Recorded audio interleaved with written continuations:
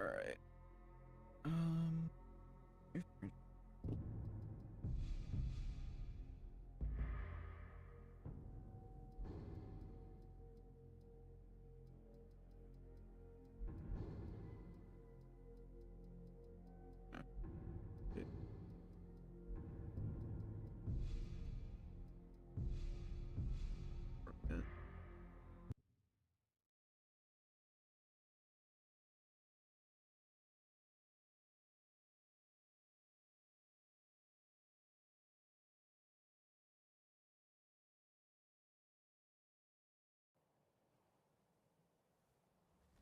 Oh, you know what?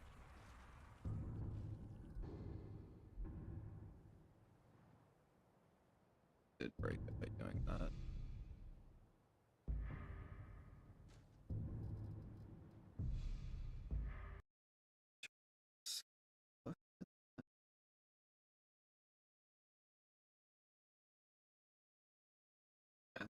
Test.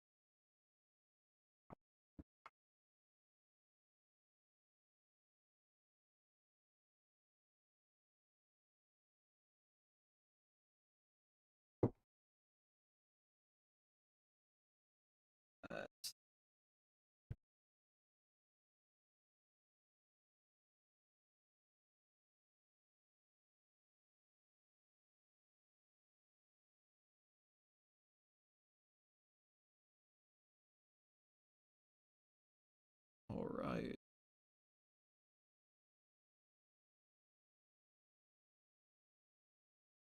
I had an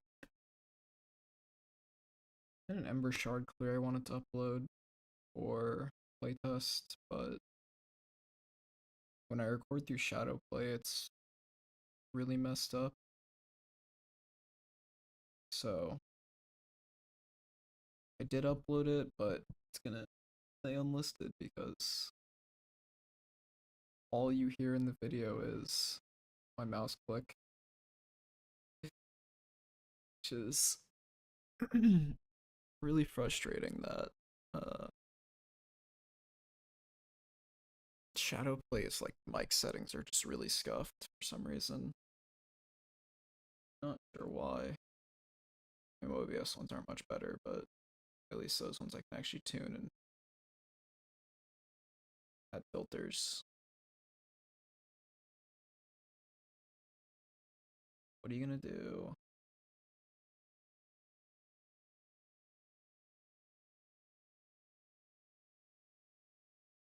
But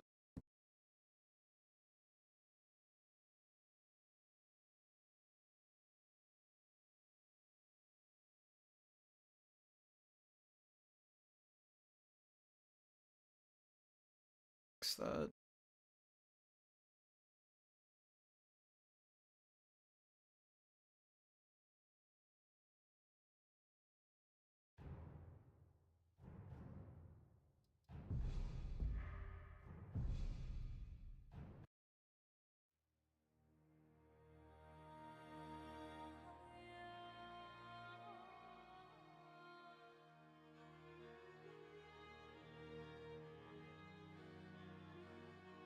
Ace Overwolf.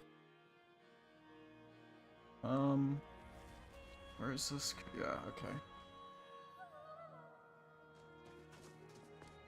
There's a lot of changes to poise systems that we've been testing. So, what a better place to do it than trying to do Bleak Falls at level 2 for the 100th time.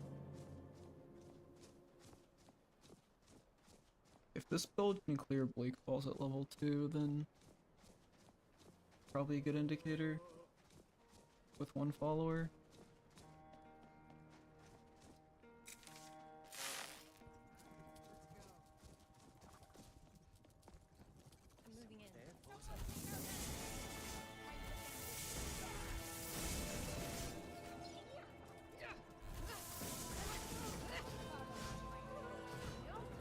Suck.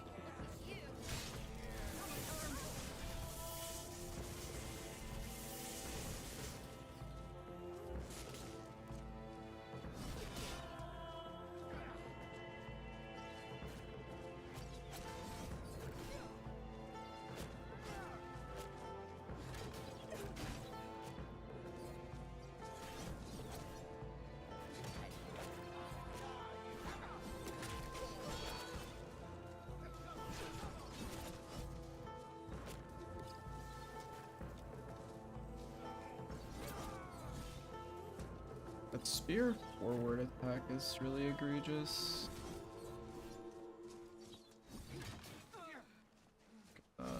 Point.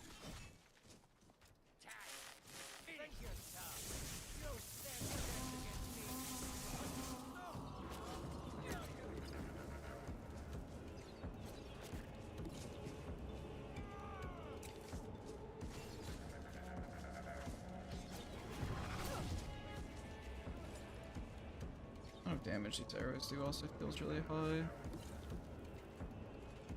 but also I feel like it's pretty easy to dodge them generally.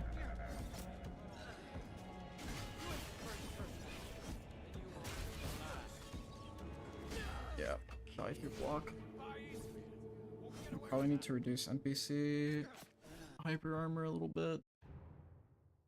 I didn't load me to menu.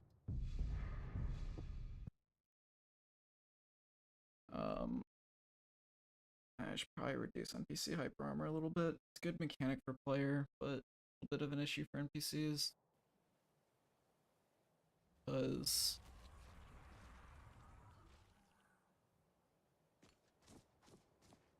especially when you run density, I think it doesn't. How do I say this? I think there are cases where NPC hyper armor feels fine, but I think there are also some cases where it feels really bad, like there, where the only opening you really get about against an NPC like that is when they power attack, but when they power attack you can't stagger them to hyper armor.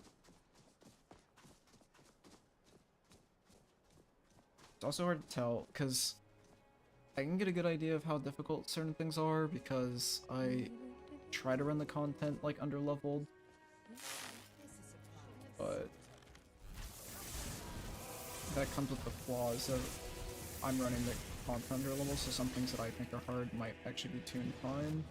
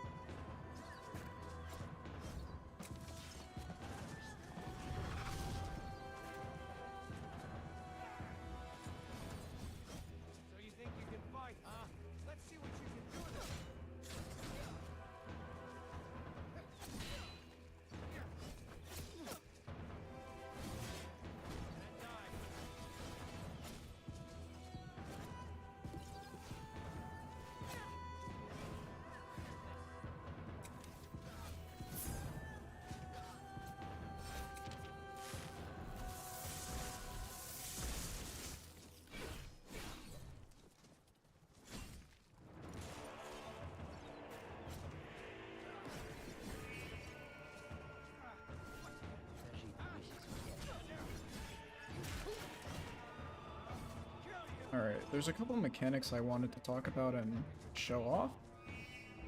Or like new stuff that we added that I wanted to talk about, but really hard time of doing that and also playing at the game at the same time, so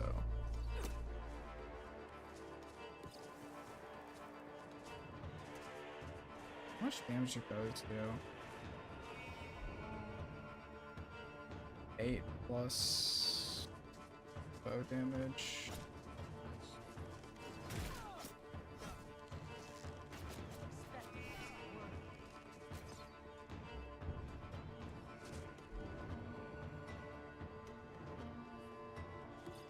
So the Shred Bar gets grayed out now when you get the low stamina debuff, and the way the low stamina debuff, which most people probably didn't know existed because it wasn't well communicated, the way it works now is a little bit different.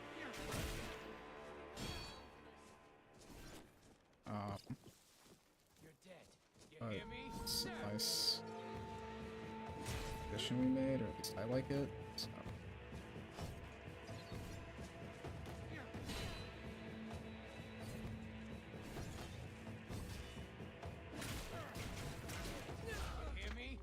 Oh, this one guy is the bane of my existence. I need to figure out... It's gonna keep booting. I need to make a save so it stops booting me back to the main game, or main menu. Hey, Ire. There's a few issues with movesets that I can't really fix that I was thinking about. I might slap. It's hard because like I ran Ember Shard at level 1 with this build fine, and so the issue here is mostly the archers. So what I might end up doing, it's hard for me to decide because like, is it not rendering them? What, there's 1, 2, 3, 4. I think there's supposed to be one up there, 5. I think there's like 6 NPCs out here. Either 5 or 6. I thought it was 5 or 6. It's not rendering. Yeah. I might remove like 1 archer from here. I don't know yet. A lot of people think Bleak Falls is too hard. But I also always do it like very underleveled, so it's hard for me to make a definitive statement on it.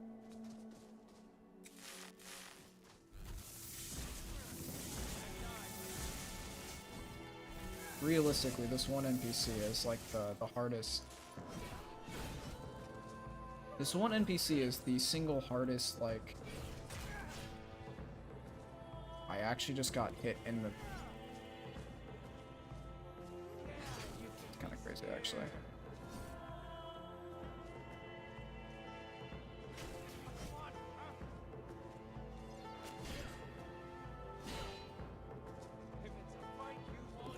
That's kind of crazy, actually.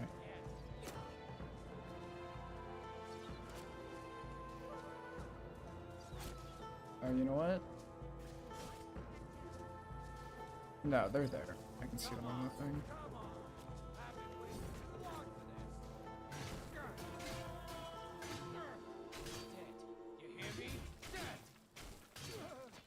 Alright.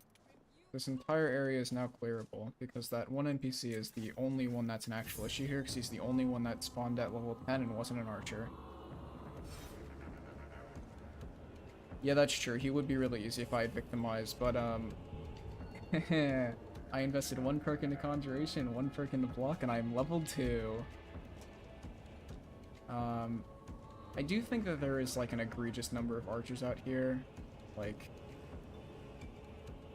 there's, like, 6, 7 NPCs outside of Bleak Falls. So, I think I can remove 1 or 2 archers, probably. Because, like, this isn't fun. Like, that part is not fun. I had that same issue in my, I need to make a save so it stops loading me out the main menu every death.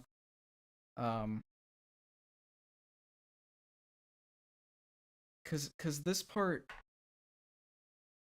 that's the only issue that I have with Bleak Falls right now. In terms of like, from a how fun is this to play, is there's so many archers in this one spot, and the cover's like really far back. So it feels like you end up playing this little game of dragging NPCs all the way down to the front here, and trying to fight out the melee guys.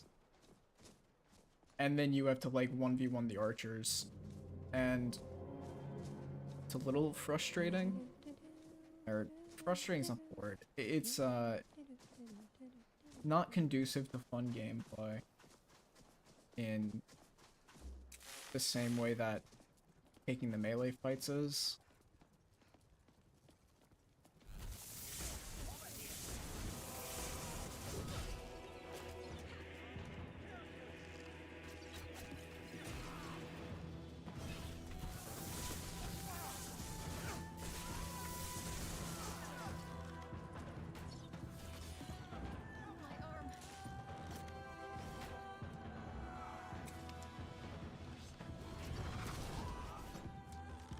Ooh, I hate this guy.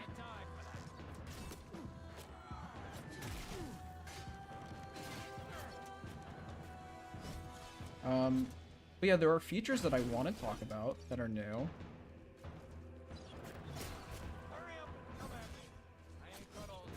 Which I will try to when this guy dies, probably.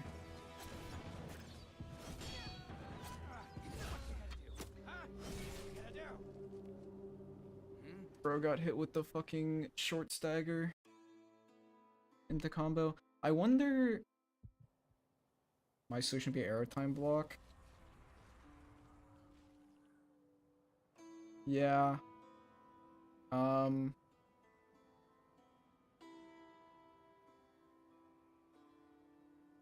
So there's a few things about archers that I want to account for, right?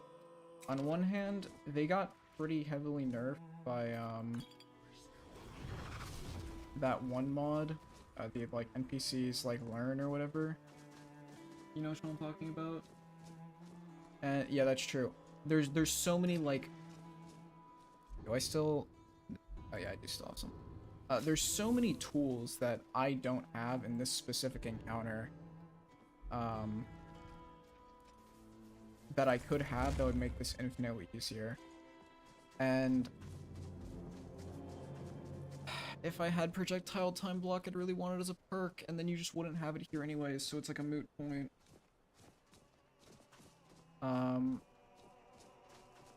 I did this last night for the record. Like, I already had cleared this on this character, but I fucked up my save because I was doing some... So glad that dude just decided to die right there. I messed up my save, and now we are here. Yep. Oh boy. I should be able to talk about this part. So, I kind of started talking about this earlier, but you notice now sometimes the stamina bar, instead of going white, goes gray. Apostasy previously had a low stamina mechanic that no one knew about because it wasn't communicated to the player at all, and on top of that, it didn't really do much.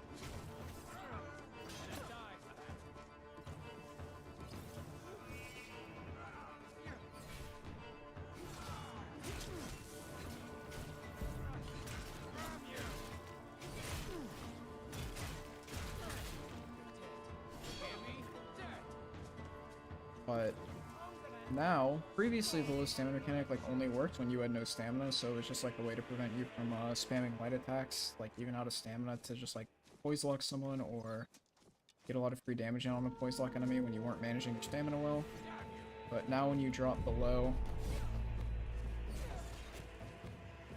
I think it's 5 stamina, you'll get a debuff applied to you that lasts for 10 seconds or until you refill to half your stamina bar, and it reduces the amount of poise damage you deal, it reduces the damage you deal by a little bit, and it reduces your movement speed by a little bit. And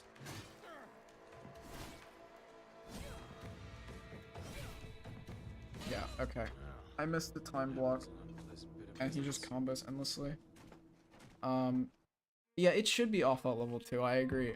So the argument here would be either I go do like actual leveled content because that's more of a natural progression, and that should probably give me a better idea of how the list is actually balanced, or I keep bashing my head into this, which gives me a less natural progression, but it does let me know if it does let me know when things are too weak. The main reason I try to do these at early levels most of the time is because I want to figure out if I overtune something. Um, yeah, we should probably do that. We should probably patch out. I mean, I can do that right now. Um, I should actually do that because I do wanna. That was something that was annoying me last night. When I was playing this as well. Do I still have that? Let's see.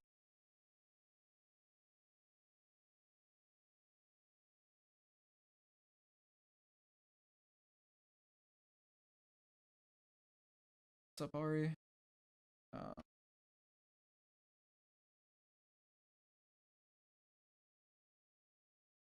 uh,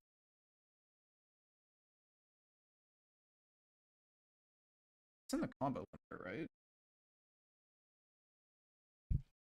Pretty sure it's in the combo limiter.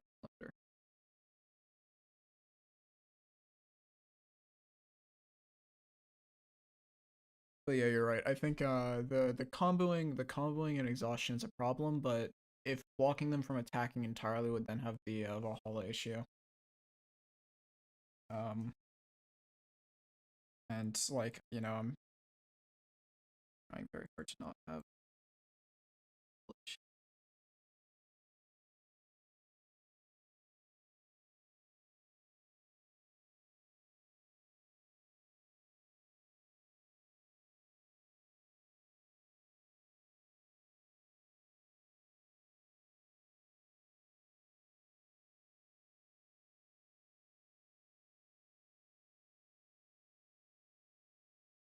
What did I call?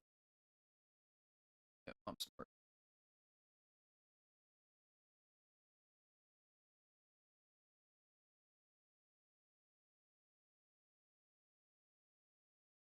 Easy.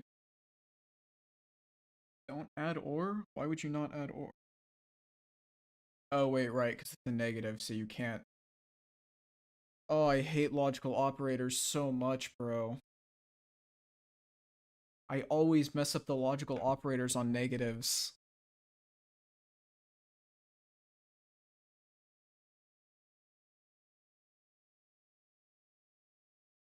You're right, you're right. One of these days, I'll remember how logical operators are supposed to work. Ooh. Someone asked me earlier. Oh, I guess I can show it while I have exited open because someone in I actually don't know how to pronounce that. But someone in Irish stream asked me earlier how corrupted catalyst works, like backend wise.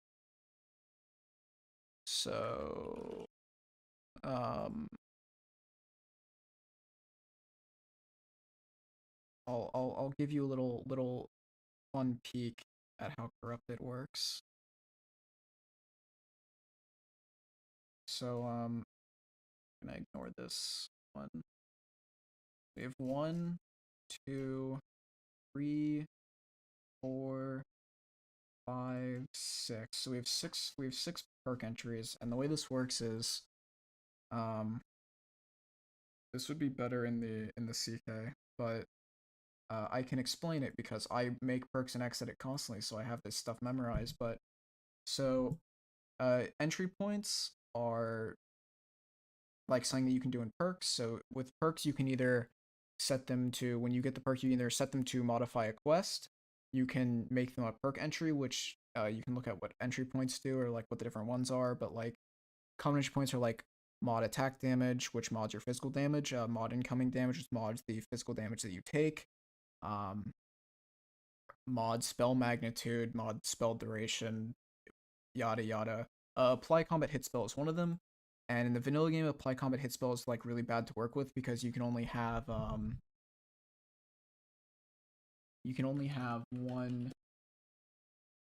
hit spell apply on every individual hit. Scrambled bugs, awesome mod, and I think it's called like poached bugs or something for VR. I'm pretty sure it also has this fix called apply multiple spells, and it makes it so that these perk entries, bash spell, combat hit spell, reanimate spell, sneaking spell, and weapon swing spell.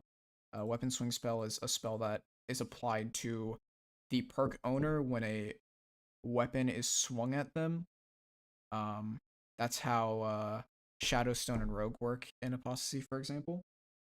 Um, Scrambled bugs has a fix to make it so that you can have multiple of these perk entries apply at the same time. So like this, like basically this this perk would not be. It would be possible without scrambled bugs, but it would be like it would be about 4 times the size because you'd have to add condition checks for like, are you in wolf stance? Do you have the wolf stance bleed? And then like all of the additional condition checks that you have normally. Complete mess, but anyways, the way this works, runs. You have 3 perk tabs for apply combat hit spell. So you have 0, like perk index. You have index 0, which is the perk owner. You have index 1, which is the weapon that's being used, and then you have index 2, which is the target, and that's the 3 tabs. Um, Thanks, Anna. I hope you're doing well. Um, and so the way this works is it runs on tab 1. It runs on tab 0, which is the perk owner. Subject spell has keyboard, and then it checks for the left hand, which is the casting type, like what is like left right instant voice. I don't actually know what instant does, but voice is like a shout. Right is right hand, left hand, and then it checks the keyword of the spell. And so there's what I think I said there were 6. So there's one that checks for fire spell. There's one that checks for frost spell, one for shock spell, one for poison spell, one for sun spell, and then one for uh, Dureni's keyword, vampire drain, and a keyword that I distribute to destruction spells as a fallback in case they don't have any of the other keywords. And then depending on if you have a spell in your left hand that fits this logic, and you have a melee weapon equipped that is a dagger, mace, sword, or war axe, then it applies this hit spell. And then these hit spells are, yeah. So you have like this is just the effect of the spell. And so the first one is the damage of like the rank 1. I think the second one, yeah, the second one is for if you have the rank 90 version of the perk. And I don't actually. No, we do use this. And then the third one is just internal cooldown. That makes it so that you can't proc it multiple times every second. And that's both a balancing thing and also one of the effects that I had was causing crashes when it procced multiple times within the same second. Like if you cleaved a group of enemies and it procced off every enemy, or you had a move set that would like double hit 2 enemies in the same move. Because apply combat hit spell fires off of when the damage calculation is made rather than when the hit frame anno is made. Which I'm actually really annoyed about. If it was off of the hit frame anno, then I would be able to fix so many tuning issues with with the hit spell perks. But alas, it's not. So yeah. Um but yeah.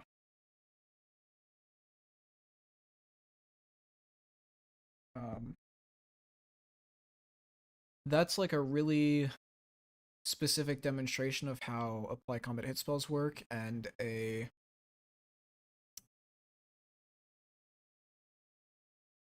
no, I feel like I covered most of the like back end points that matter about that, but different perk entries have different tab counts.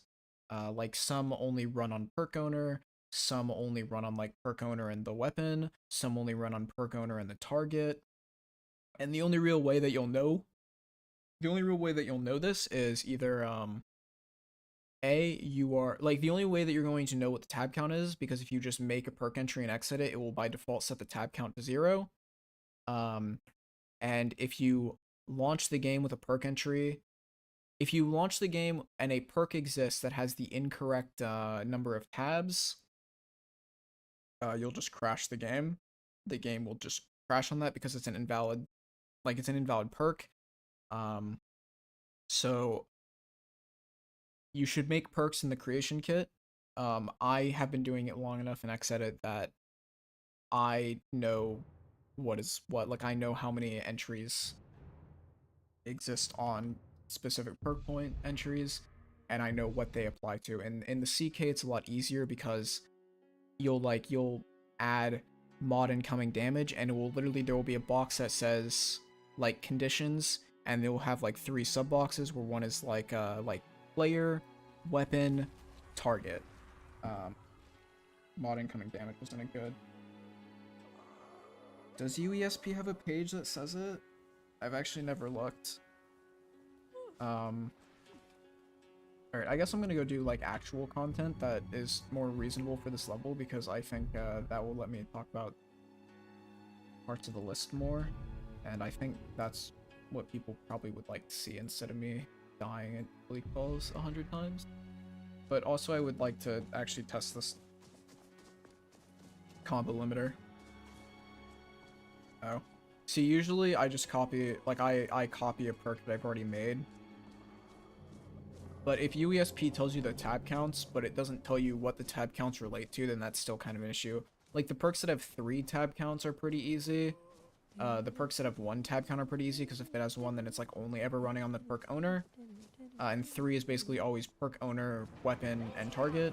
But the ones that have 2 are sometimes more complicated. Like, sometimes it runs on, ow. Sometimes it runs on, like, perk owner and, oh, I have fucking spell in my hand.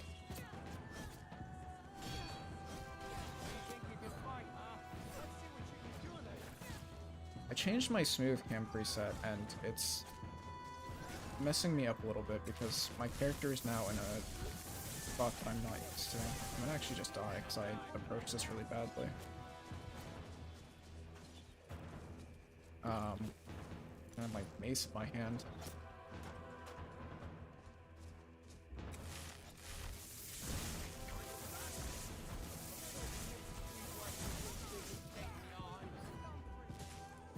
I don't like that animation that he uses. I wonder which one it is.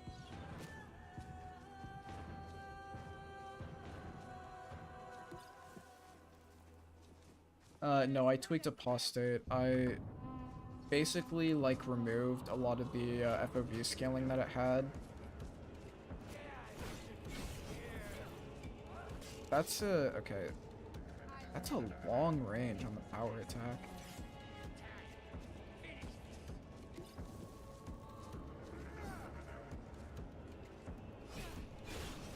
That's a double hit too. God.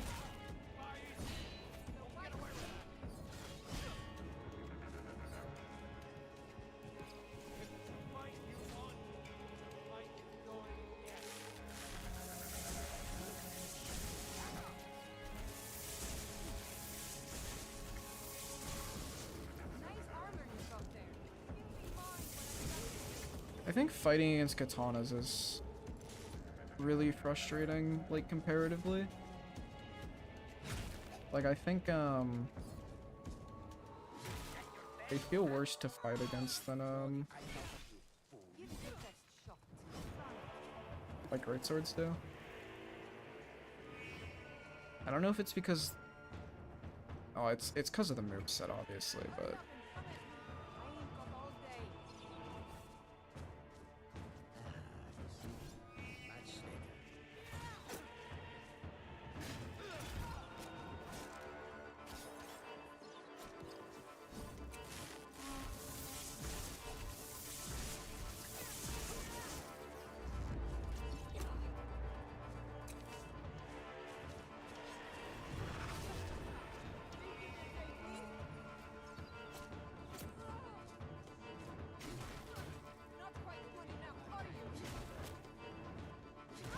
I'm so glad that he went to chase the archer. But yeah, 2-hit enemies are also just really egregious.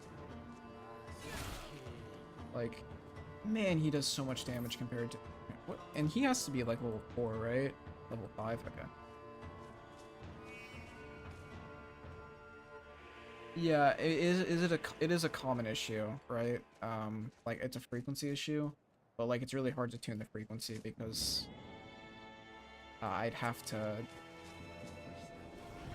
redo like so much of the level list logic to tune the frequency.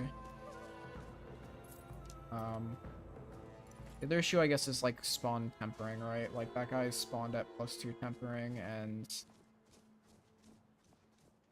the Khajiit who there he is. Well, his is not tempered actually, but one guy's being +2 tempering is huge. Yeah, that's true. There was an ice. There was a like level 6 ice mage in Bleak Falls, not Bleak Falls, an Ember Shard for me, who was a big pain in the deck.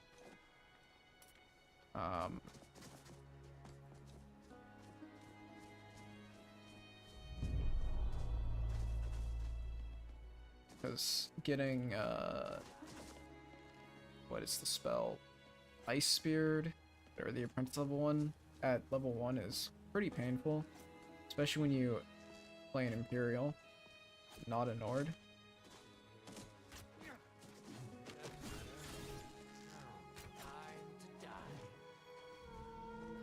I'm gonna keep dodging. Oh, I keep trying to block, and then I don't have a shield in my hands.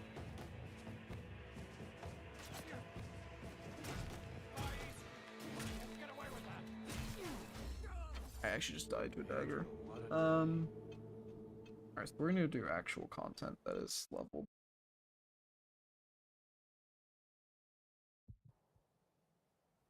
Because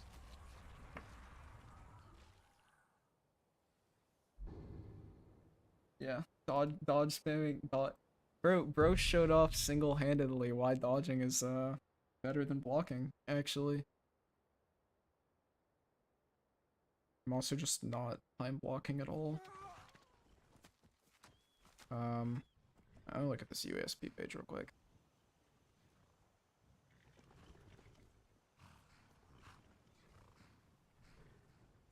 Oh, it does tell you who the what the perk entries correlate to.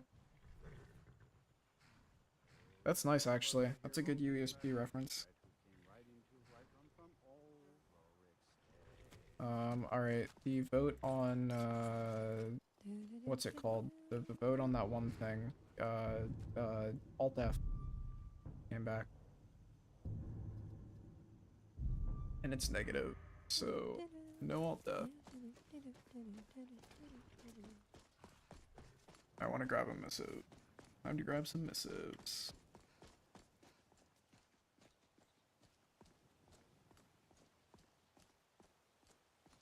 That's okay, I only spent 20 minutes dying to Bleak Falls over and over again.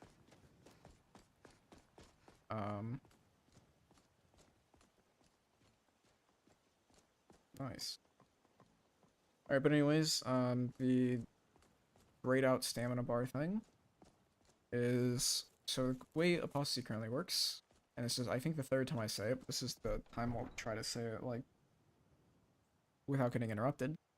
The way live works right now is when you reach 0 stamina, and when you are under 0 stamina, you get a debuff, and that debuff is basically just, it reduces the damage deal by, like, 25%, and it reduces the physical damage deal if your mage doesn't apply anything to you. But it reduces some of the damage you deal, and it reduces the poise damage you deal. And I liked the mechanic. Like, wow, these all suck. Alright, never mind. It's a good mechanic, at least I think. Like, it doesn't really... It fixes a few issues. But now, I changed it, so it works like when you fall under 5 stamina, and I might move it down to 0 stamina, because I think it's a little weird when it just procs at 5. Having it at 5 is mostly for NPCs, but for the player it might be a little weird. But when you fall under 5 stamina, it applies a debuff to you, and the debuff reduces the movement. It reduces your movement by like 10%, for NPCs it's 25%, it reduces the damage that you deal. It will stop enemies from comboing you. It briefly stops enemies from blocking. I think that's it, really. And it lasts for 10 seconds, or it lasts until you hit 50% stamina. And the way the math works out on that is if you have no sources of stamina regeneration, no matter what your base stamina is, it takes 10 seconds to generate 50% of your stamina. That's just the way the math works. That's the way the equations play out. I will never figure out what's wrong with the map markers here. But that's just the way it works, so...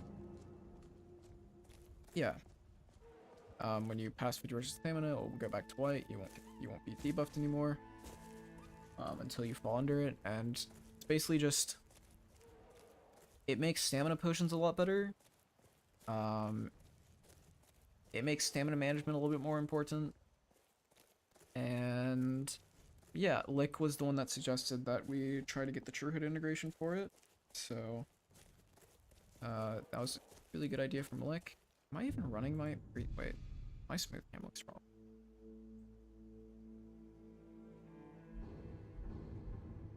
Nope, it is right. Okay. But yeah. Cool change, cool change.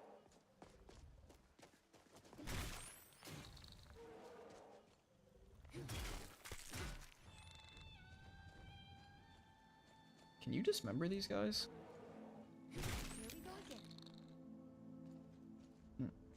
Probably can.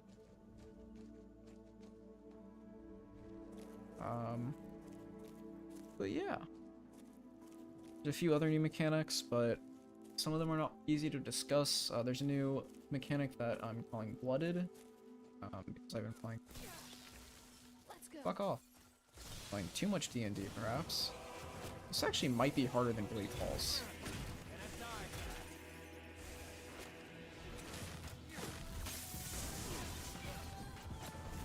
No, this is actually genuinely going to be harder than Bleak Falls.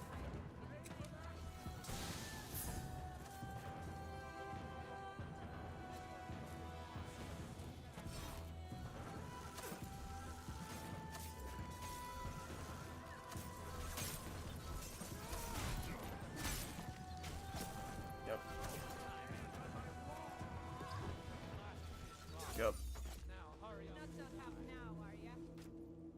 Gets archer spammed. My one bounty tells me to go to Silent Hills or Silent Moons, man. Alright, what, there's archer, mage, archer. 3 melees on the left side. No, okay, well, okay, like, let's like think about this for a second, right? If I added projectile time blocking, okay? Where does it go? Because I know my answer. I know where I would put it. But like, where does it go here?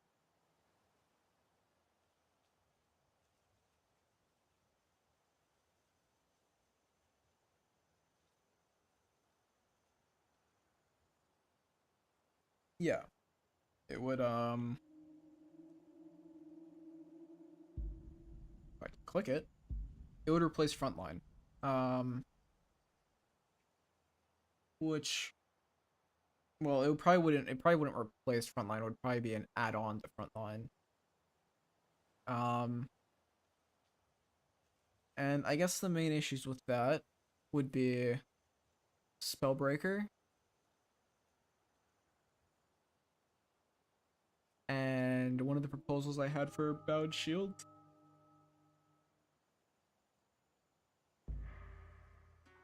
Second perk rank for time block. No, it would probably, well, depending on integration, it would probably just be like arrows deal less damage while blocking and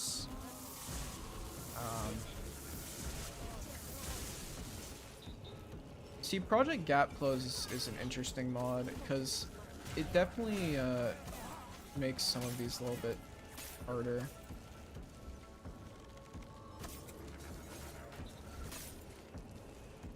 Can I? Thank God.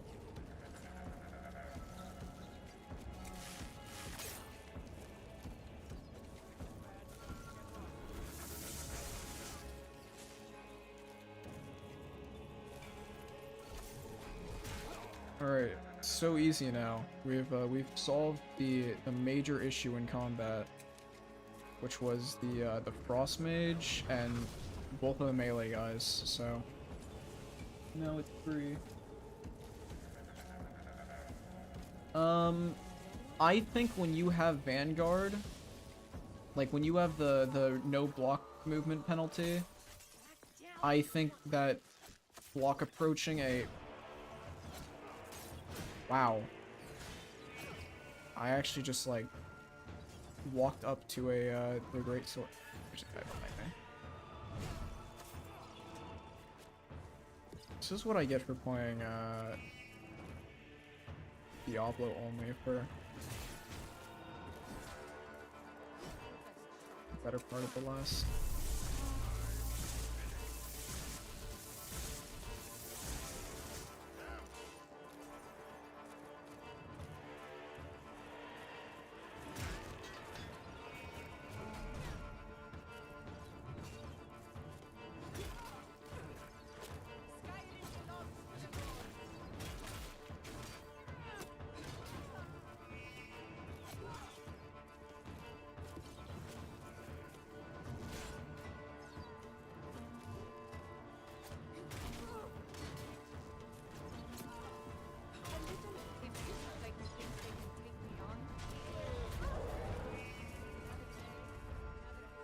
Please.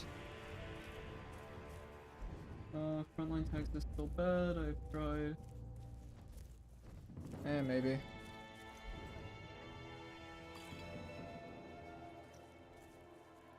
I just don't like projectile time block very much, to be honest. I think it's like goofy. I think it looks stupid. I also don't want to like make sticks implement it, frankly. I guess like the best case would be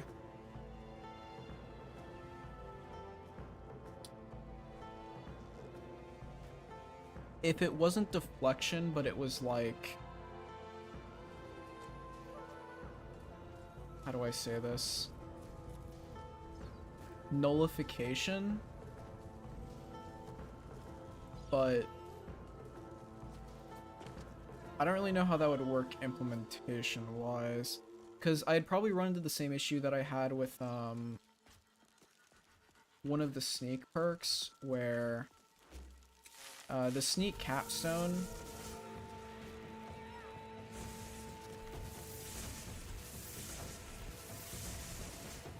so the sneak perk oh, I didn't realize I had to level up.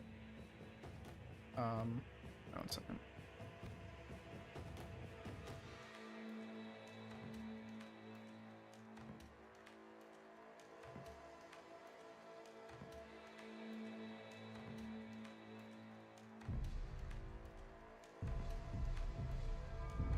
So the sneak perk capstone,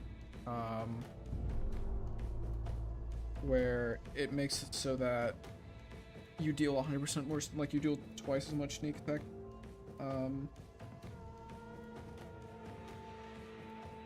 damage. The issue that I had with it is, so subterfuge is invisibility, like the ability works like invisibility, and when you cast a spell, it breaks the invisibility and that removes the buff. So the way that Lingering Shadow had to work is there had to be a 3-second grace period so that, like, reasonably the spell would be able to hit, you know, it would be able to hit something in the time frame that you had the ability to sneak attack. And why am I walking sideways? Wait, is there an invisible wall up here? Might be an invisible wall up here. So I'm just thinking I'd probably have to do something similar for, because, like, how many people are...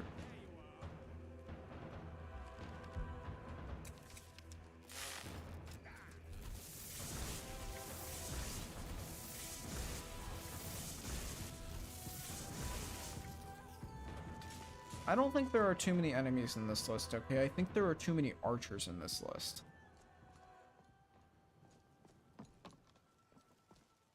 But I don't know, because, like, I feel like getting it, like, perfectly timed with the projectile hitting would just not feel good.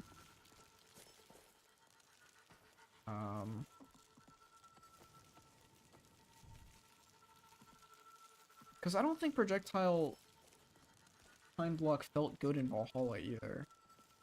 Like, I don't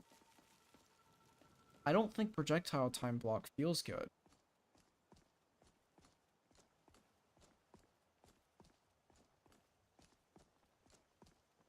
But I can also see the argument where, like, yeah, zigzagging is still probably a little bit more effective than, Greetings. and Sure.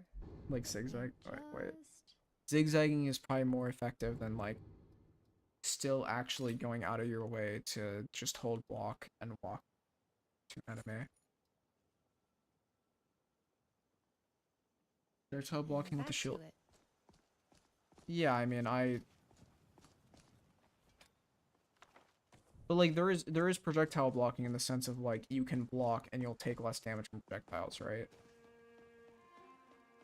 And I don't want deflection.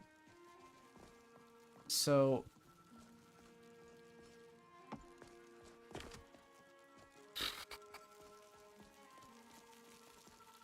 maybe there's some implementations I can test where you can time block.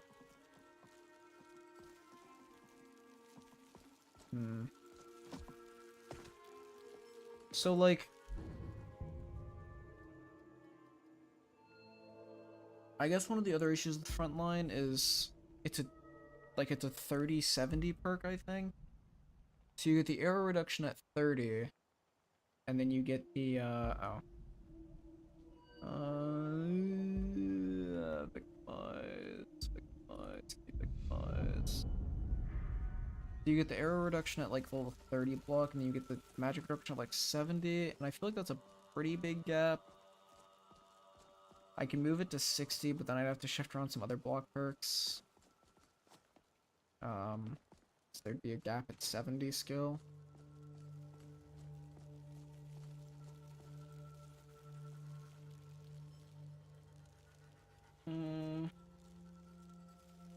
So there's three options here, okay? There's keeping it as it is. There's making it... I guess there's four options, actually. So there's keeping it as it is. That's option A. There's option B, where it stays how it is, but also when you time block, so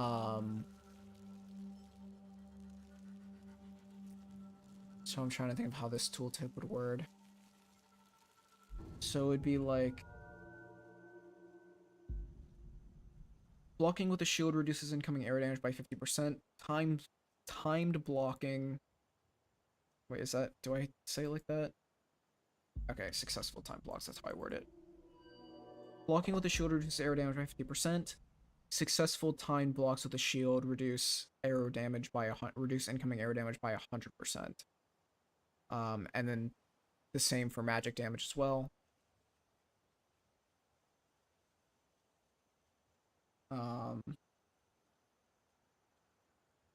That's option B. Option C is just successful time blocks with a shield reduce incoming arrow damage by 100%. So you remove like the passive just blocking component. And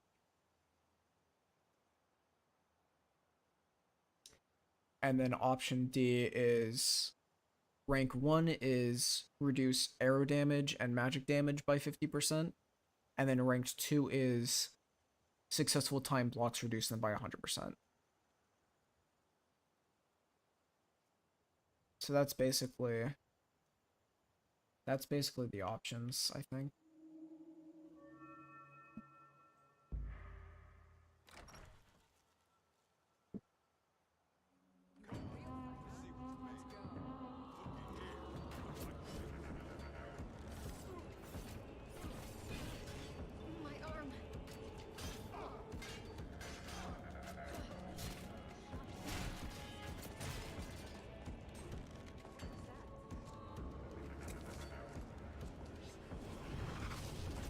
Please don't block me.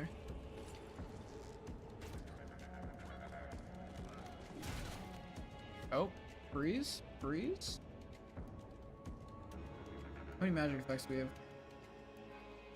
Interesting. I wonder if I can replicate that.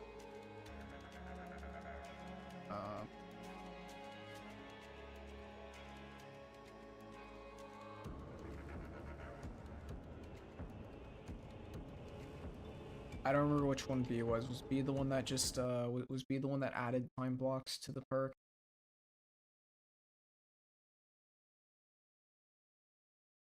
I think B was the one that added time blocks to the perk.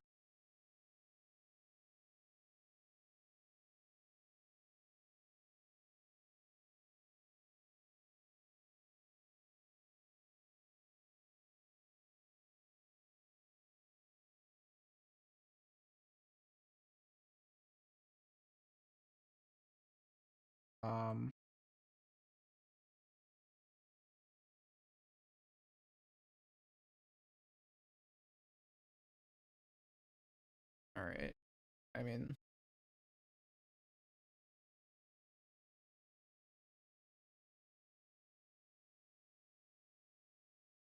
yeah, okay. I don't like replacing the entire passive component. I don't want to replace the entire passive component, frankly. I only really offered that as an option for sake of being complete in my thoughts. Shit, I need to load the Elden counter one. The Elden counter one also touches this this. Wait, no, I didn't. It's bad. Man.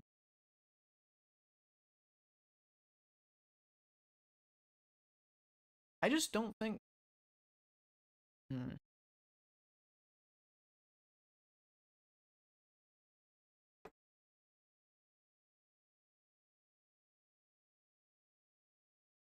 So I don't actually have to edit the spells here. I just have to edit the perk. Yeah, that's fine. We can try it.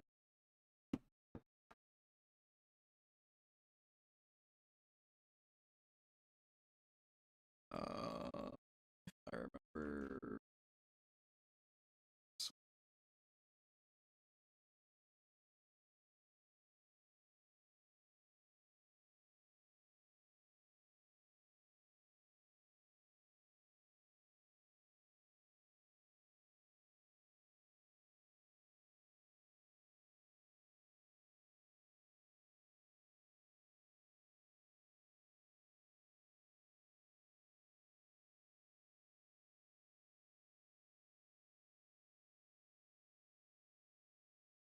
I guess.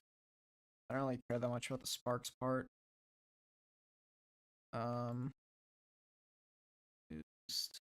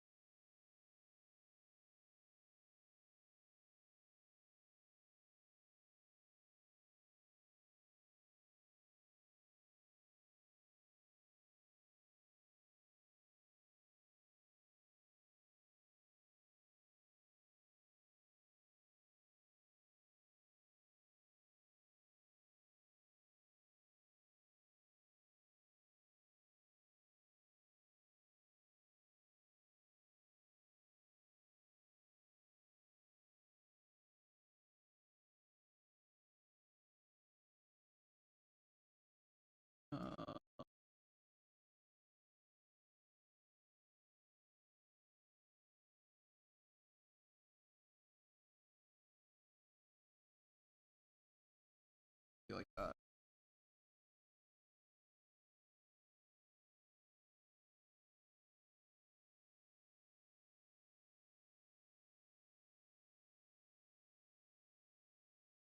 Oh, now I have to test. What you make me do.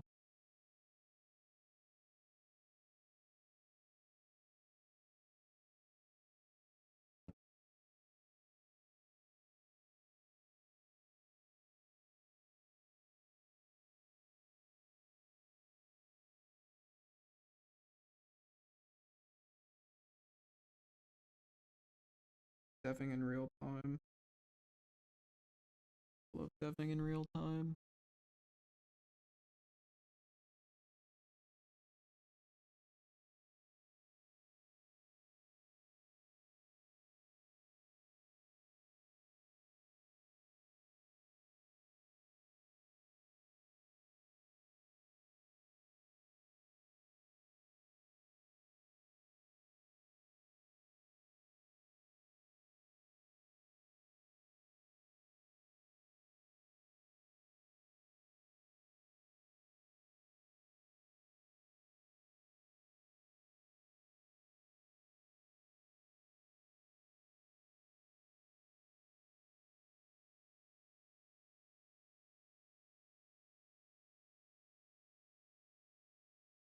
I'm gonna edit the perk description. God damn it. Got to edit the description. Man.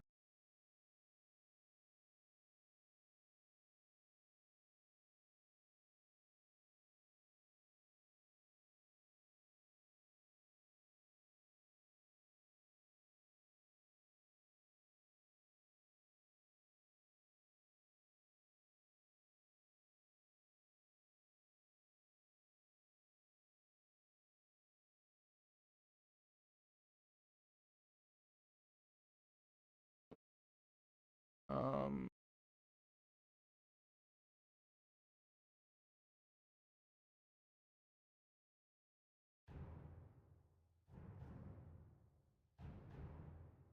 Ugh. Test this.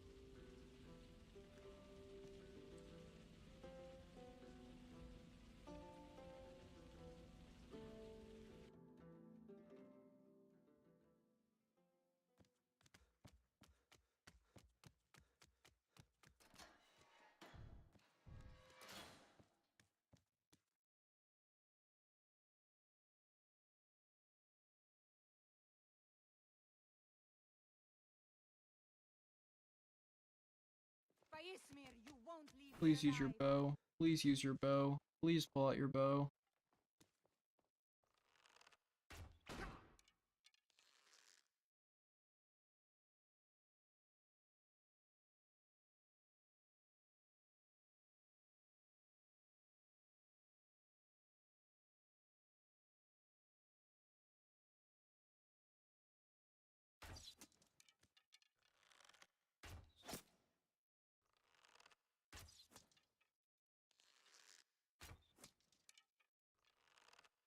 I am a perfectly still target.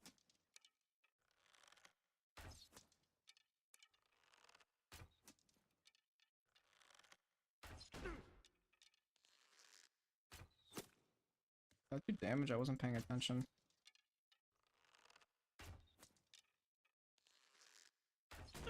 Okay.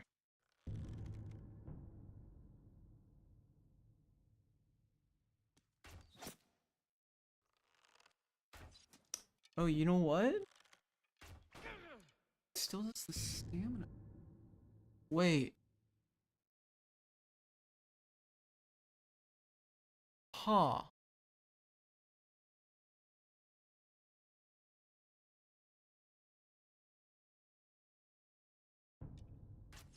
I realize that I actually don't know the answer to this.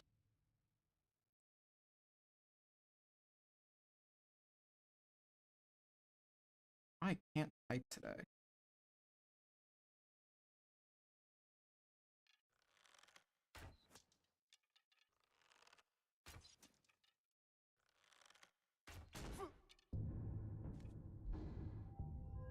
Well,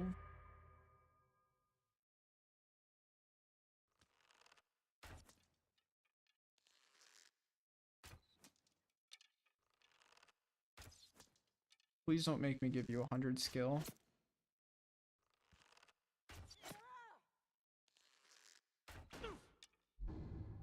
10. Okay, it does reduce the amount of stamina. Never mind. Alright.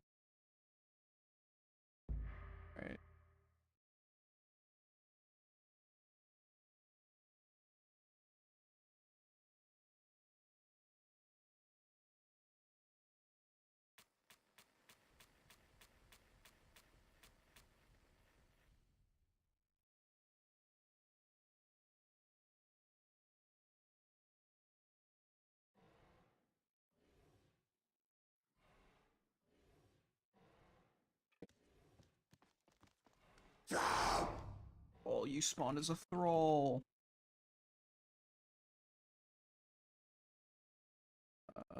Bitch.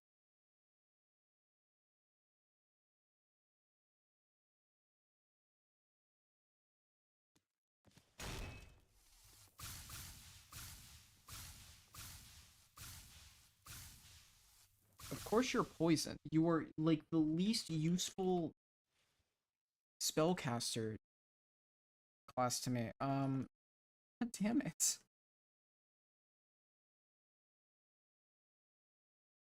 Okay, Ice Mage?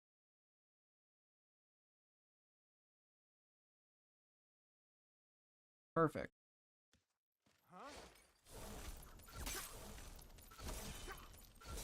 Can you stop walking after me?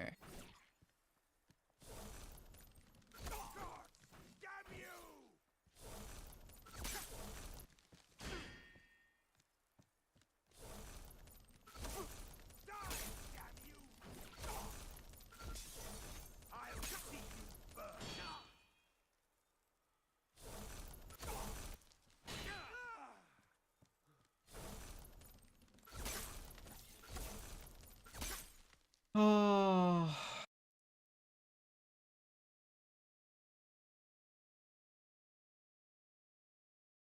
Now ain't this a surprise?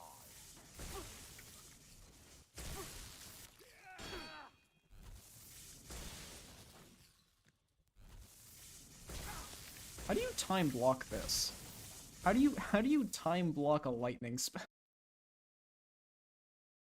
You spawned me a fire mage, maybe? Huh? No? Okay.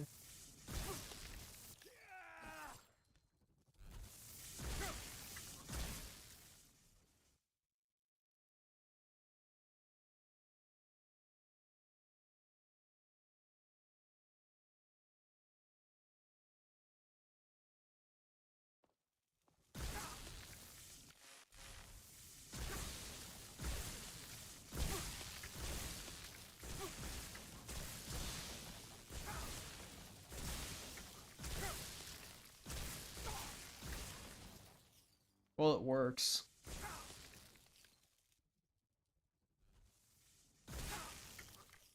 Okay. I mean, it works, yeah.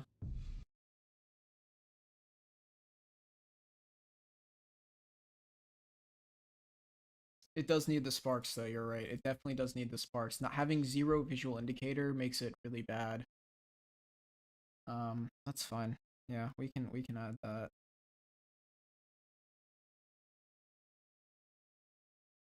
It's better for arrows than it is for spells, like by a lot, I think, but it's fine.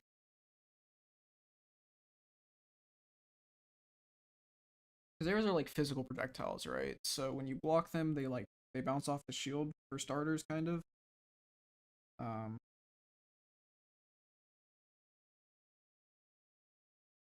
but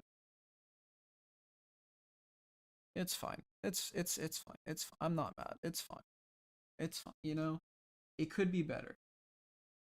It's fine.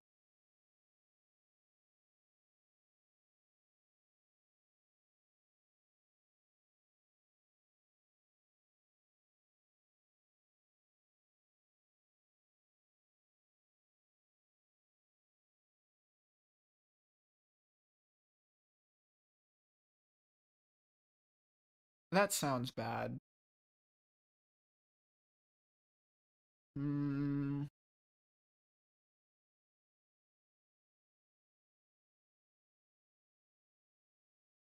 Neg- Successful time blocks the shield negate. No, I don't like that either. Um.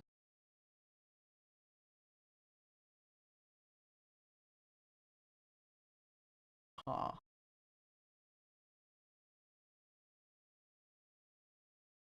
Yeah. And negates has to be it, right? Because reduces by 100% sounds bad. Um. Fully negates. Successful time blocks the shield. Fully negates incoming Perk. It still sounds bad. Actually curious now.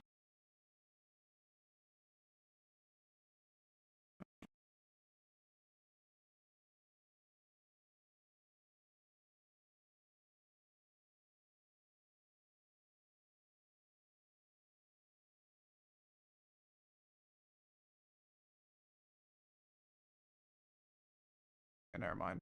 Doesn't actually have like good wording on that.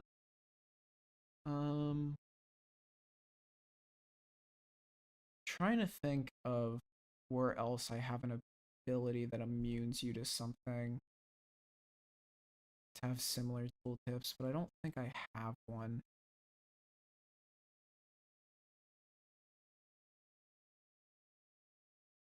I think Spellbreaker needs a redesign a bit with this though. I think, well,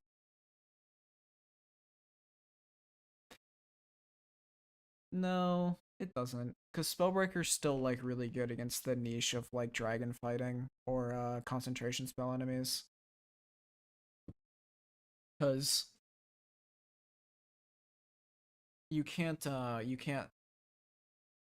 you can't projectile. Well, wait, because concentration spells only calc damage on the cast. What you might be able to fully negate.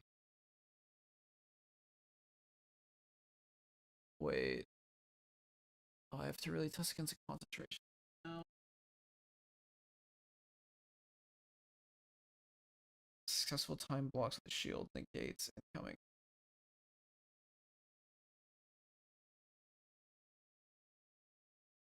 Just sounds weird to me.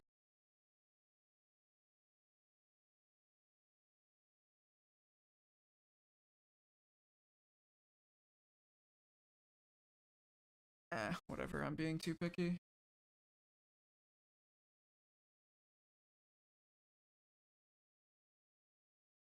No, I'm not making it timed all weapons. I'm leaving this shield only. Um,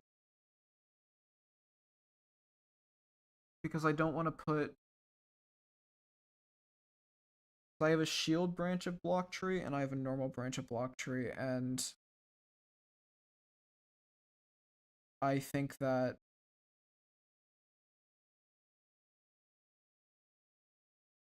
that this is something I only want for shields.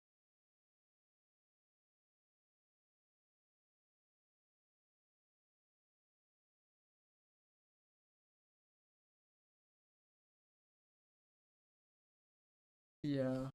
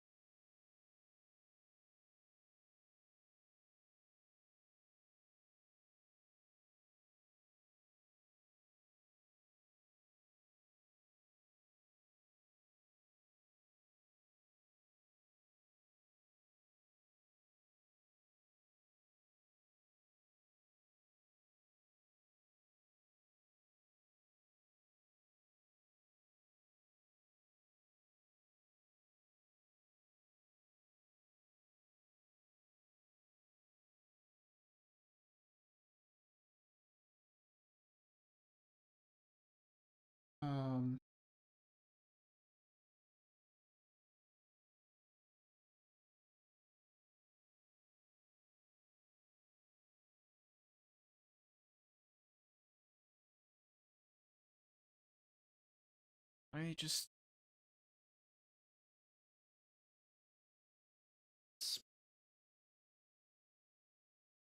So, the one issue with this, it's not really an issue, but the one, what's the word? What's the word? The one caveat is doesn't really work for poison spells because poison spells are dot spells. So any spell that applies a like lingering effect is going to basically ignore this since it's only the immediate hit of damage. And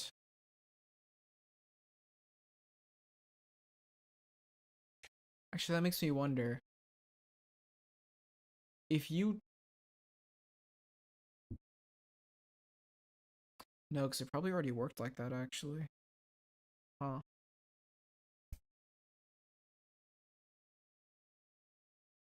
Wait. Wait. Wait. I need to test this. I need to test this idea that I have in my head. Because this is gonna be so fucking funny if this is the case.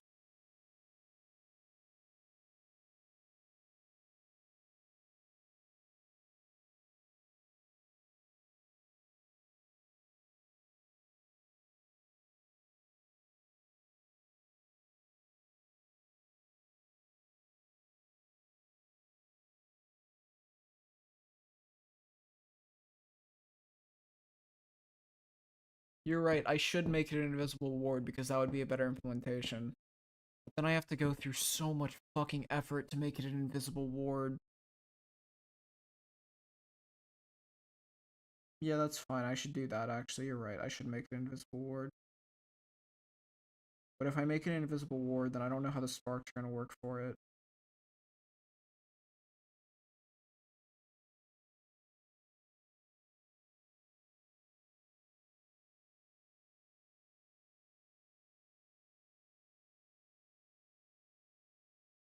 Oh, and then the other issue is I'm probably going to run into the vanilla spellbreaker issue where vanilla spellbreaker has like a 1 second. Because if I make it a ward, then it's going to be subject to condition lag.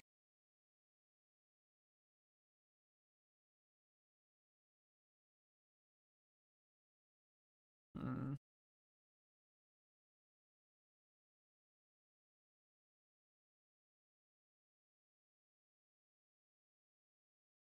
Magic time blocking might actually have to be done in DLL.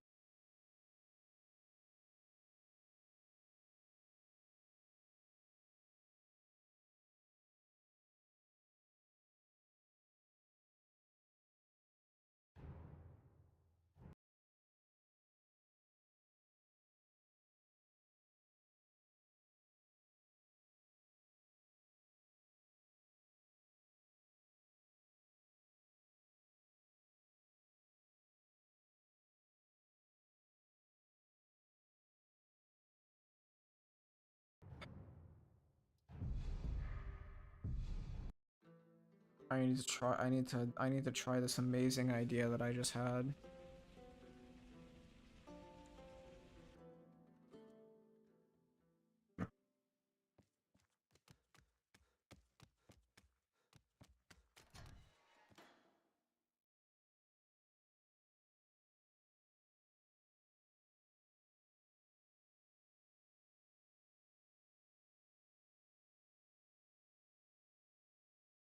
Never should have come here.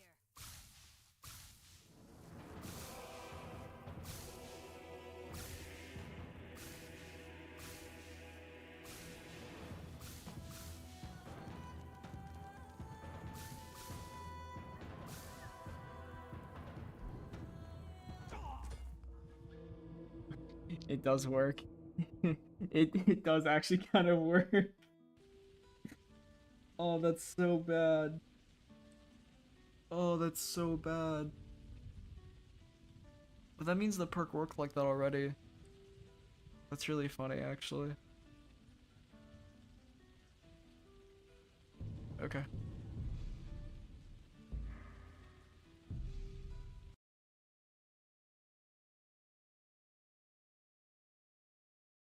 Um,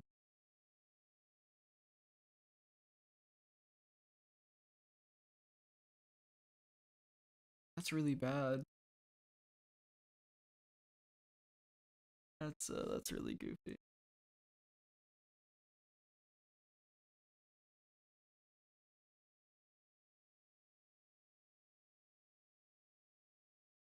Um, so since it's modifying these, I don't know why I closed my game. I didn't mean to close my game. Since it's modifying the incoming spell damage when you're in the block state, um,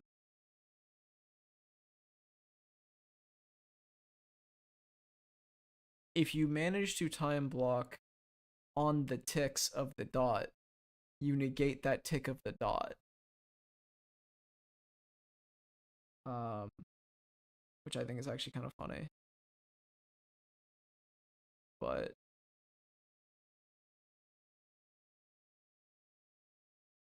it's slow because it's using is blocking. So if you spam it like that, it's not actually that effective. But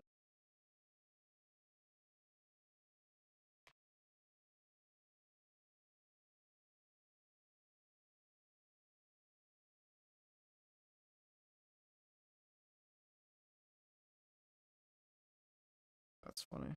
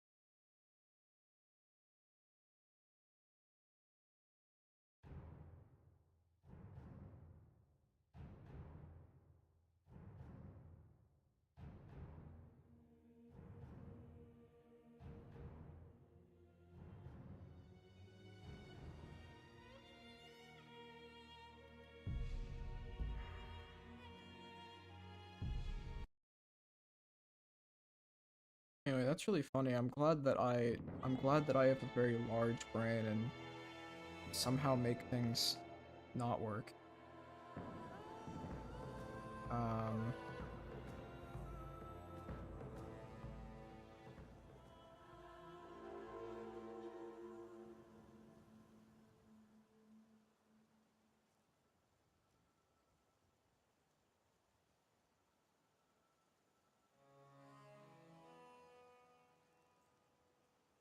so I'm responding to Sticks real quick, or not responding to Sticks, I'm writing something for Sticks so that when he wakes up, I don't have to.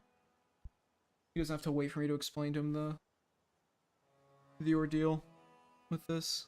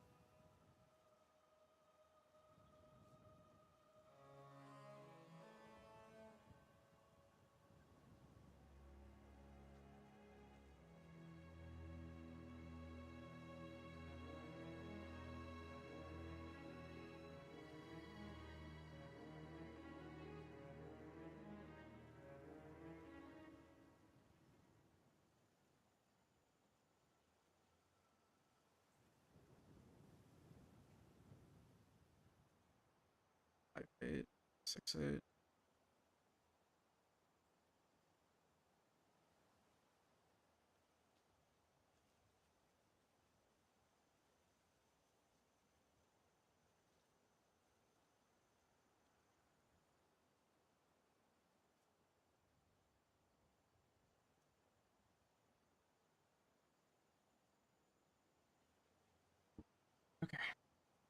Uh,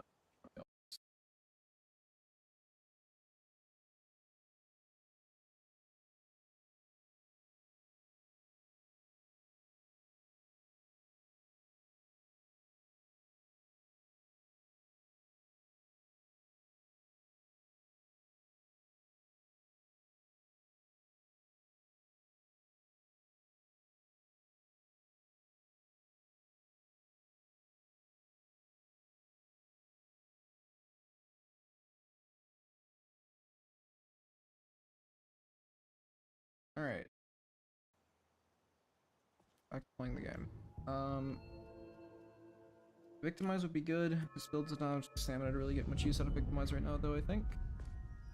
Because the issue with Victimize is it plays really well in one-on-ones, and it plays less well in 1vx's in level builds. Victimize, well, not much. Shouldn't have come here.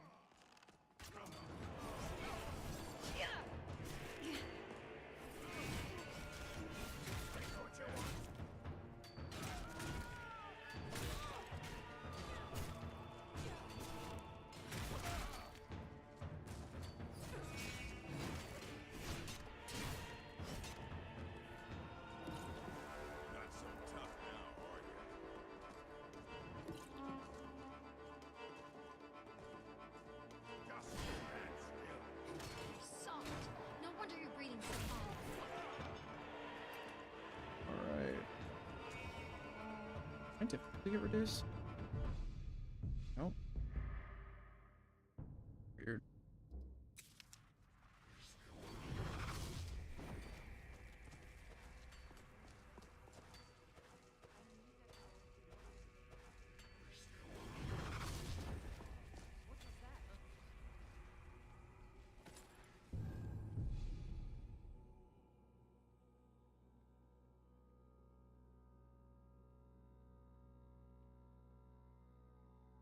What if I don't want one?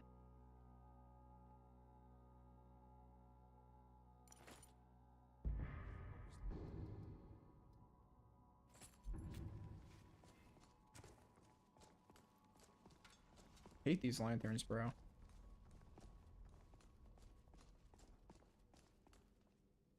Bro, it just needs better eyesight. Plus, you're like finished. You should be adapted to low light levels. Let's go.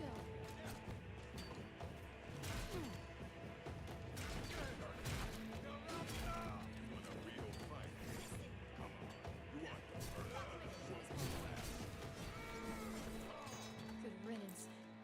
Dude, this is why this build is good, because it shield builds have the unfortunate downside of having really piss damage output early game, while also being like a little bit weak on defensive side, because you don't have a lot of stamina and blocking is a pretty stamina heavy skill early game.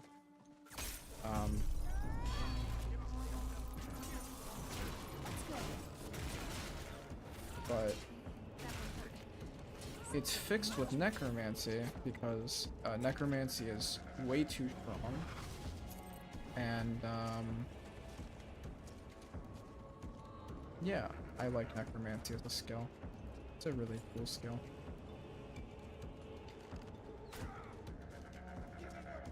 I don't know where I was going with that, but, oh yeah, right, it's, Necromancy is a lot stronger than summoning by, like, huge degree.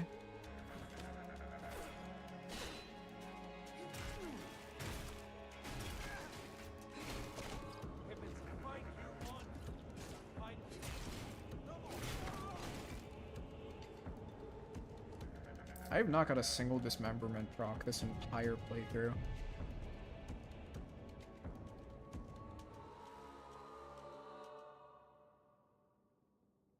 I swear I have not seen a single dismemberment this playthrough.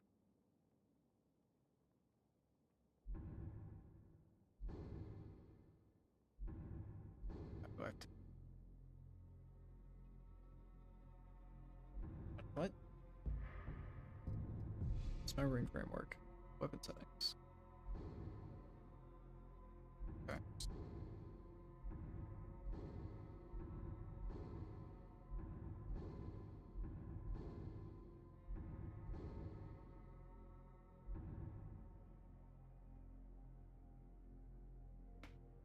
It's really no wonder I didn't get a single dismemberment this entire playthrough so far. I don't actually want Dagger to dismember.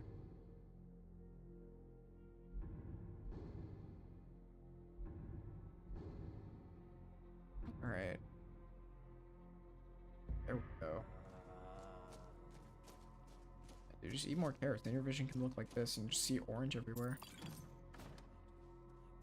Still floating removing mimics. If I remove mimics, it'll be like the last thing I do before the update.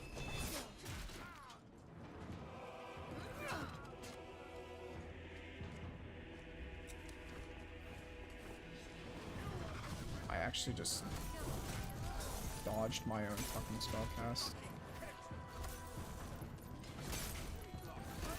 I get a few minutes for now.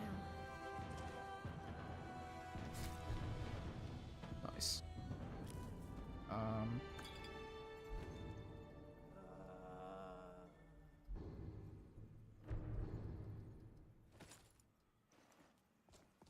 Easy dungeon.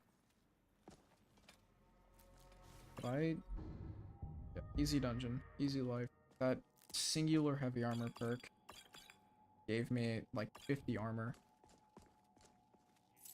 Actually made me so much tankier. Kinda crazy.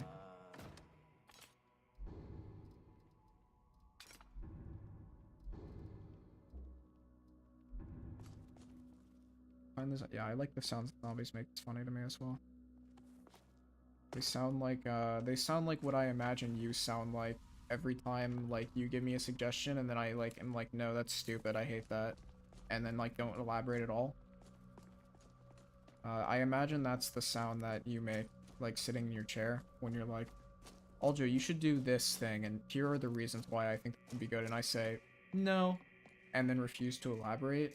Or like when I go on a rant about something that I've ranted about 460 times before and have like fully talked through all of the implications and like issues with doing the thing, and then I'm like, yeah, but I still kind of want to do it, like it seems like a decent idea to me right now, and then you're like, bro, we've been over this so many times, you know?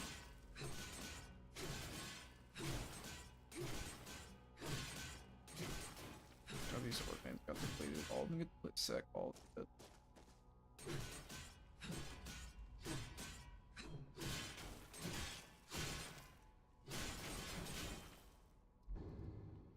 What's the stupid, the mining one look like? Yeah. Why would you ever mine in third person? That's crazy.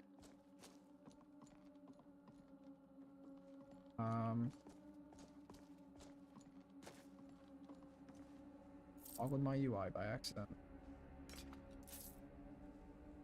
Getting decent drops this playthrough.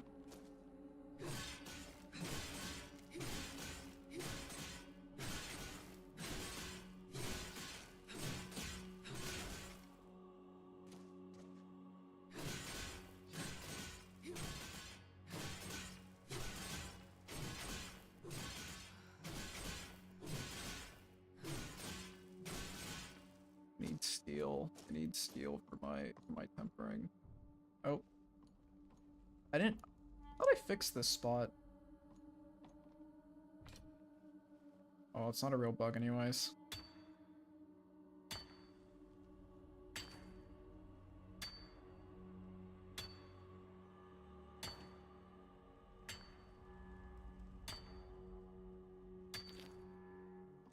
It's only a real bug if it affects real people. And people who go out of their way to find that, like me, are not real people.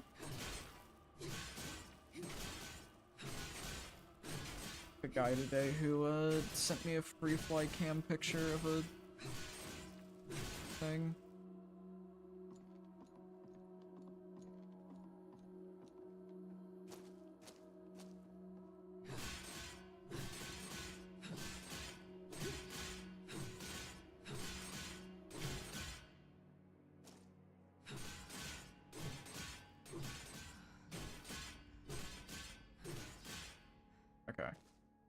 done. I think that's all of the ore deposits in here, right? Right? Yeah.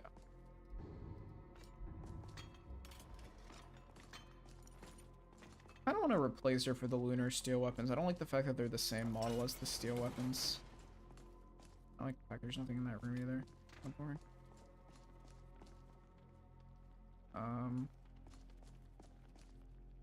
Yeah, yeah, the thing you aren't meant to see, that if we put stuff here would just increase draw calls by another 5k, is not working. Please fix. It's like man, I don't know, like stuff like that is so common in like actual games too.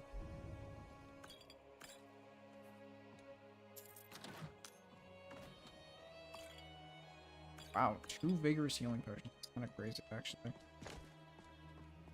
Not gonna remove those, but not crazy. You can just get those at level 1. Oh yeah, hide things. Hide fucking hide Easter eggs. Hide nothing. Like the literal like manifestation of just like having nothing. Yeah, I mean you use that shit all the time to hide stuff. Because like otherwise you just put an occlusion plane there, right? Like and like that's more that's more taxing. Like occlusion planes are a much more taxing thing on the system than just like not putting anything there, right? If you put if you put like a mesh there that has like, I don't know, let's say it adds like 20 draw calls. So like you put a mesh there that you're never gonna see really. Like you might see like a piece of it, but you're not gonna really see it. And if you do see it, and if you, how do I? Trying to think if there's like an example that I can look at. I want to figure out what causes these vigilant markers to get messed up, because this doesn't happen on other lists.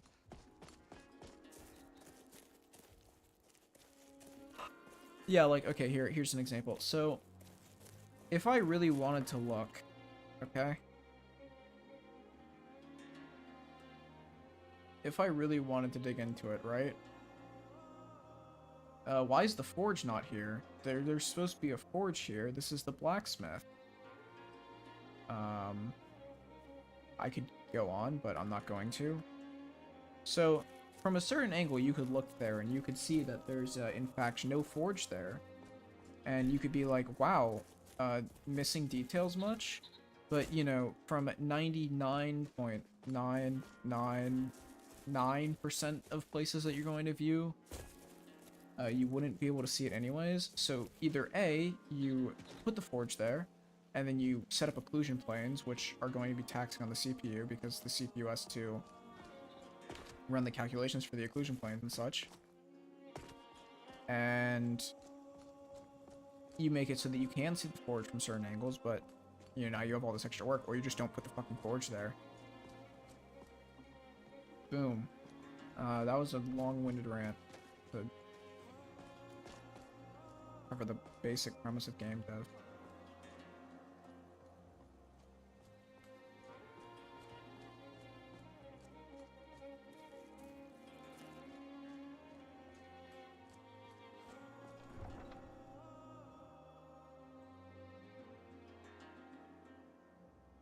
A smarter game dev than me come up with a better example, but I'm going to rant about a forge on a void of space. Also, that void of space is landscaping, and you can tell because the way it looks, but I thought that was funny. Maybe, I thought about adding XP for crafting, but then the issue with that is, you have XP for crafting, and I don't trust people to responsibly, have XP for crafting.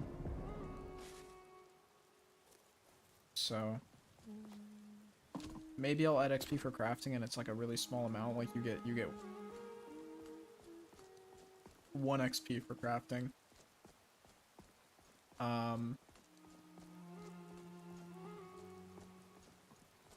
But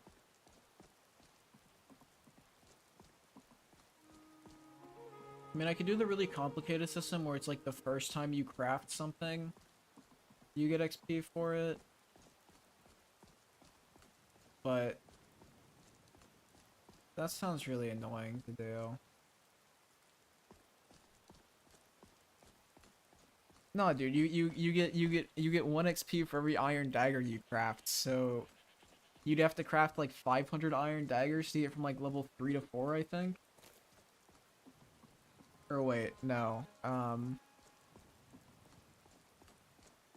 don't remember what the math is actually. 1 second, it's on the gameplay guide, right?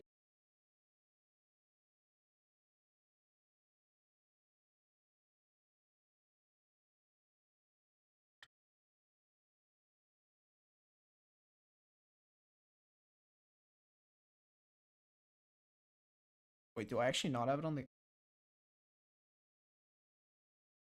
Oh, I thought I did have it. Okay, never mind. I thought it was on there. Well, I don't remember what my math is, but if it was 1 XP, you'd be like at a minimum, you would be crafting about 150 daggers per level.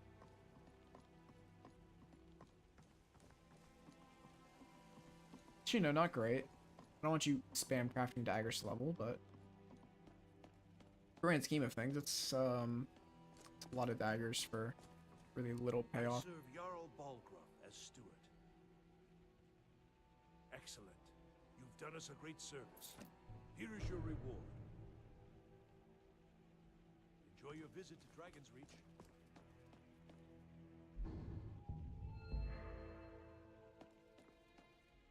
Probably easier to exploit with potions.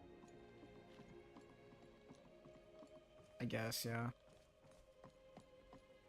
You get half of an experience point per potion craft. You get half of an experience point per potion craft. You get 1 experience point per dagger craft, and you get 2 experience points per enchant craft.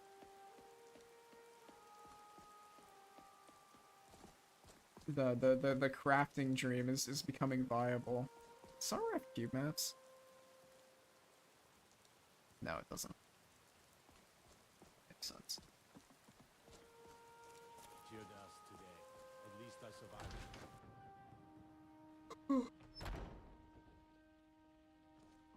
So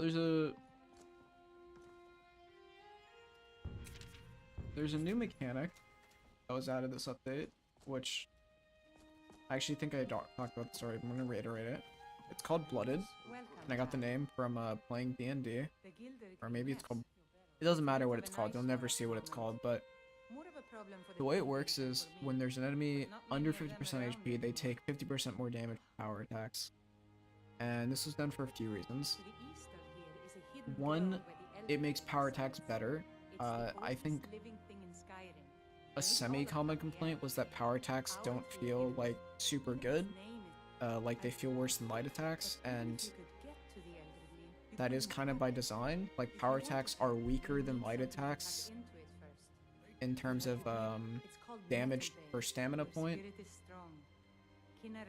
until you have the 2 perks for them in the perk tree, like the 20% cost reduction one and the 50% damage one.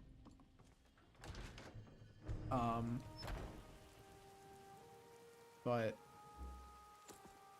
you need both of those perks. You need 50% damage around, and you need the 20% cost to make them like slightly better. It's like 10% for one-handed and 30% for two-handed when you have those 2 perks.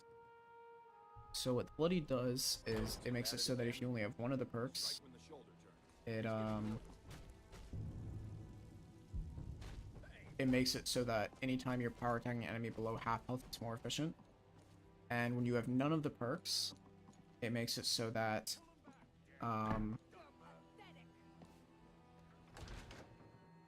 what's the word?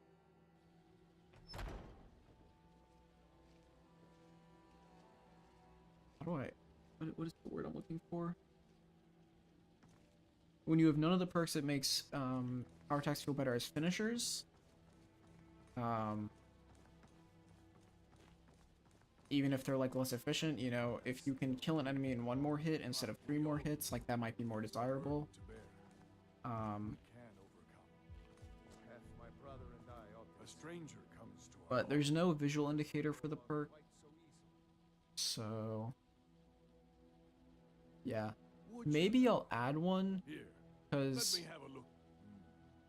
I think it'd be okay if it worked as like if you drop an enemy below 50% HP, then they're bloodied, like they get bloodied applied to them. Because like obviously if you, I am nobody's master, Vilkas. with the way it works right now, if you go above 50% HP, so like if you heal from healing or you drink a potion to heal, like you you can't, you don't take that bonus damage anymore. So Sometimes the famous come maybe to I'll us. make it so that if they fall under the threshold, then they keep the debuff. It makes no difference. And then I might try to put like a visual indicator on it, Of course. but I don't know how I feel How are about you that with yet, that? so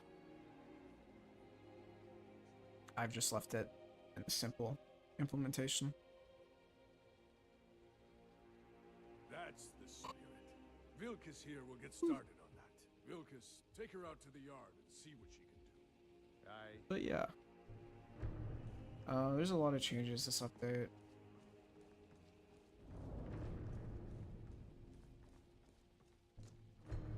Yeah, it's hard to explain why power attacks are good, especially early game when they don't heal good, because they don't do like, they do less damage basically than light attacks, right? Like you're getting less damage for more stamina essentially. So it's hard to explain to some people who only, when the only thing the game immediately presents to you logically is the amount of damage you do to a health bar. It's hard to explain why, like, that's an issue, right? But how do I say it?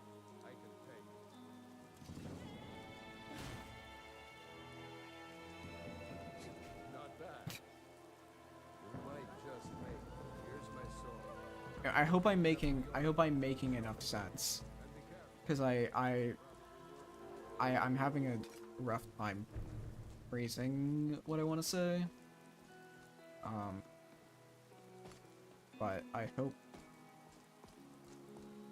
What brings you? Yeah, power attacks do a lot more poise damage, and that's something that's good to keep in mind. Oh, don't always just do what you. Not actually a companion myself. But yeah, But none of them I'm know hoping how to that will. push properly, and I'm honored to I'm serve. hoping that will make power attacks feel a little bit better, especially early game. Late game, I don't think it will change much. Steel in all of Sky, all of Tamriel. But I have a favor to ask you.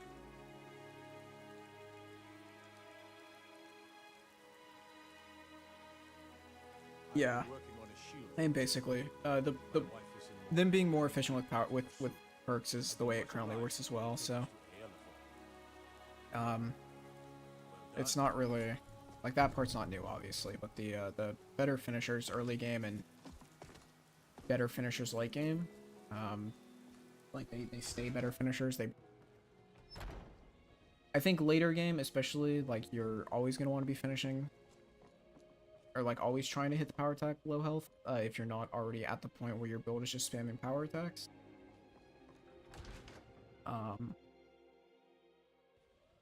Trying to avoid the inevitable doom spiral that is all builds devolve into power attack only builds, but or like all melee builds devolve into like power attack spamming, but there's only so much I can do.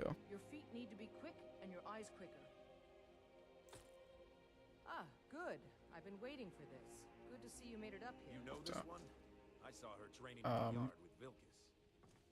Ah, A yes. lot of I heard stuff you gave him balance quite- feedback wise that will be interesting to get, but Do you think you could handle Vilkas in a real fight? Ah, a woman who lets her actions speak for her. I knew there was something I liked about you. Here, let's have Farkas show you where you'll be resting your head. Farkas, come out. We know you're here. Did you call me? Of course we did, Ice Brain. Show this new blood where the rest of the whelps sleep. New blood. I think I've talked about most of the things I wanted to talk about. Perk trees got redesigned a good bit. So a lot of perks are 2 rank now when they were 1 rank before.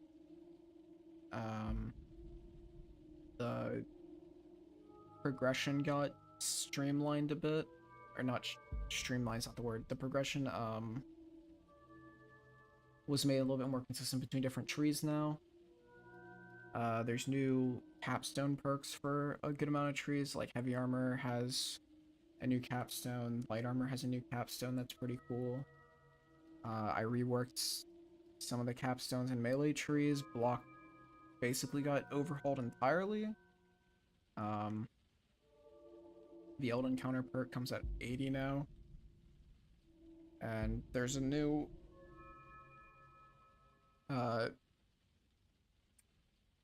way to inflict like heavy staggers with time blocks that will give you like a big opening, basically. So that's nice. And ooh, I wonder if making a perk that makes victimize an no, never mind. I don't want to make victimize an AoE. Making victimize an AoE would be a really good shield. A shield that's enchant was just making victimize AoE would be really funny.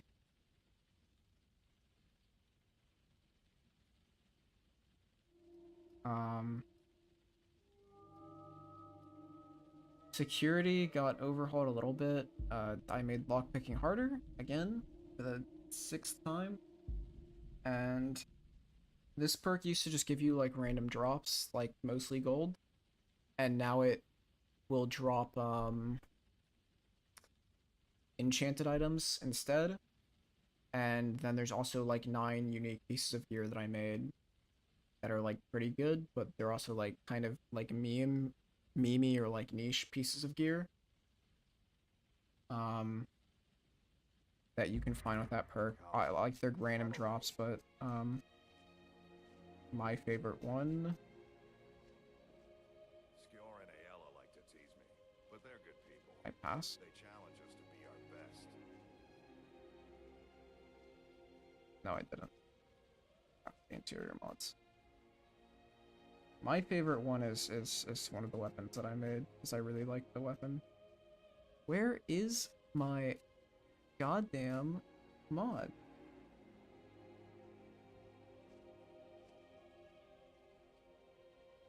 I swear I'm gonna find this. Once I have to find this now.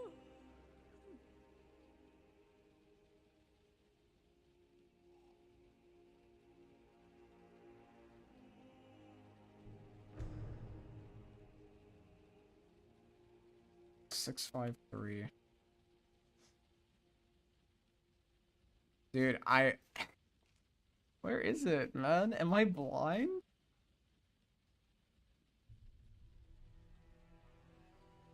Oh my god, I did scroll over. Okay. This is my favorite item that I made. I think this item is so fucking funny. Or not funny, I just really like this item. Actually, this might not be my favorite. 1 second. Order's Abyss is just really funny. Balance of Gluttony or Abyss unarmed weapon. Fleetfoot Greaves are really good. Logstalker Treads are probably OP. Yeah. I had a really fun time coming up with those ideas, though. And just making, like, stupid items. Because they're in security, so, Nice to have a new face around. It gets boring here sometimes. what I might do, This can be a rough life. The quarters are up here. if I make a speech perk that makes it so that you can, like, randomly buy She always has. those items, I might just make them share the same Alright, so pool. here you are. Looks like the others are eager to meet you. But, Come to yeah. me or Ayala if you're looking for work. once you've made a bit of a name for yourself, Skjor and Vilkas I make more might items ask over you to time. do. If I make it a Good speech luck. perk as well, then I'll Welcome probably to make more campaign. items as well. But By the way, if you're looking for something to do, we've got trouble right here in Whiterun Hold. Nothing we can't handle. anyway, Nothing but a bunch of hopefully broken people will invest in bandits. security. Maybe, Do not possibly. spare them your blade. I don't know. It would be nice. I would like it if people invested in the perk tree without me making it so that you literally can't pick locks without having investment in the perk tree. Yeah, fleet foot greaves are really good. Like, they're not... I don't think fleet foot greaves are like a BIS item, but they're definitely a good item. What kind of weapon do you prefer?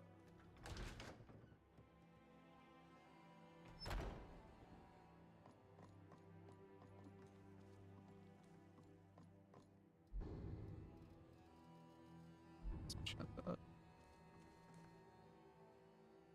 You just get free steel stuff. What the hell? Oh yeah. Did I change all these already? I did change all these. People get for complaining about being able to steal the stuff.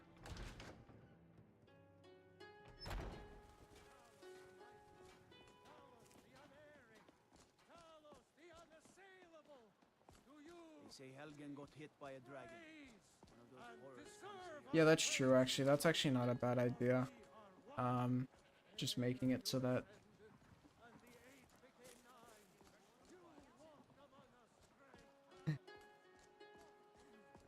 yeah, I did say who cares and then immediately go fix it. I definitely did do that. I think I did that for 1.1 though. I don't think I did that this update. I did definitely say who cares and then I did immediately go fix it afterwards. That's true.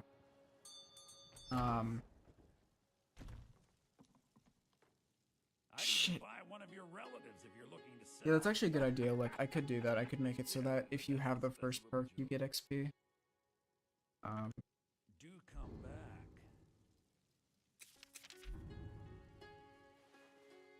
Give me my blessing percent FR before I immediately get rid of it. Trinkets, odds and ends, that sort of thing. Useless. You, sir, have nothing good.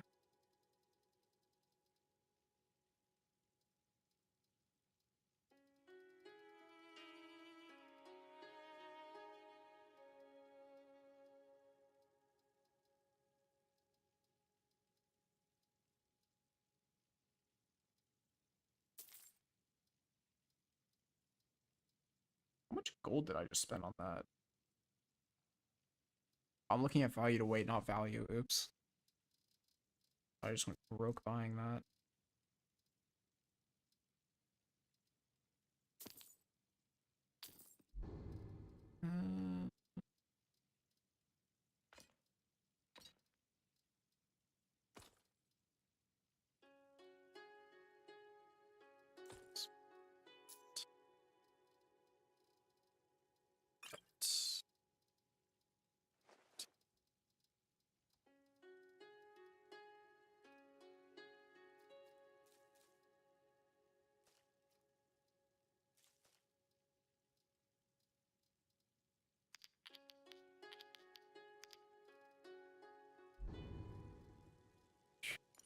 Remember, I'll give you the best deals.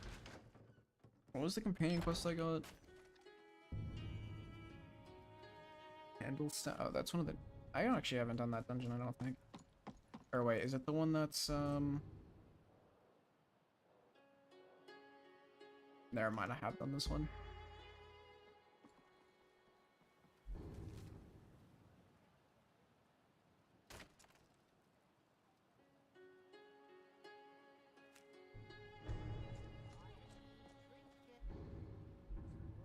Oh,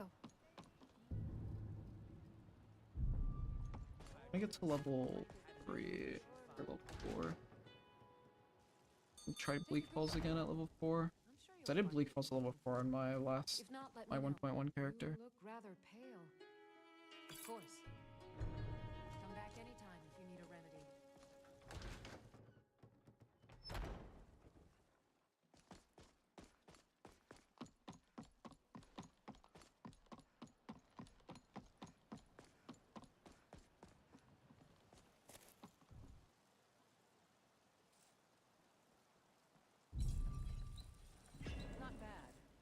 reminds me when I first started smithing.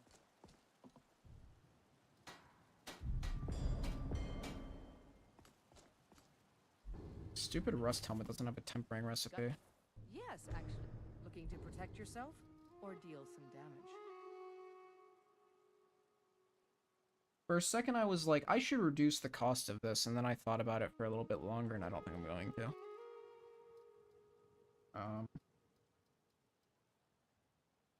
Buy a Whiterun helmet. Until next time.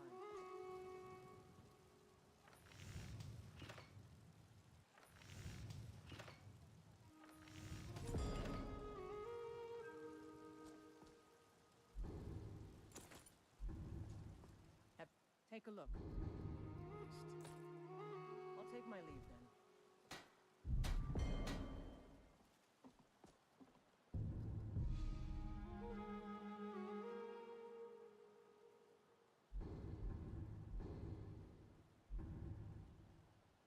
That's all I need to do.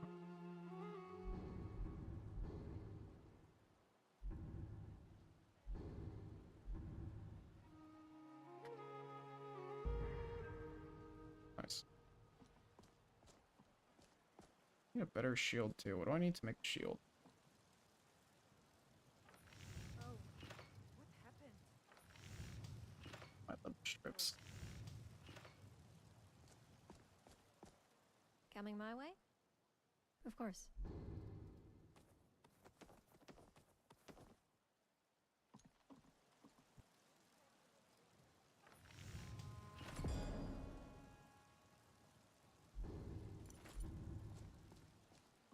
I help my... Looking to protect yourself or deal some damage? Oh, alpha system works for shields. I didn't actually realize that. Interesting.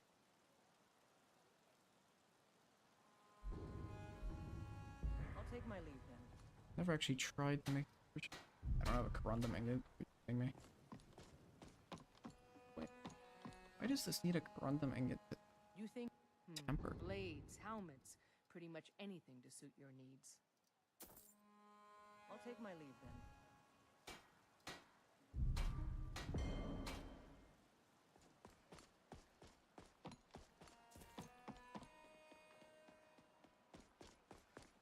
Do all that. I have better gear now. I could go down here. Actually, no. Rather grab this one.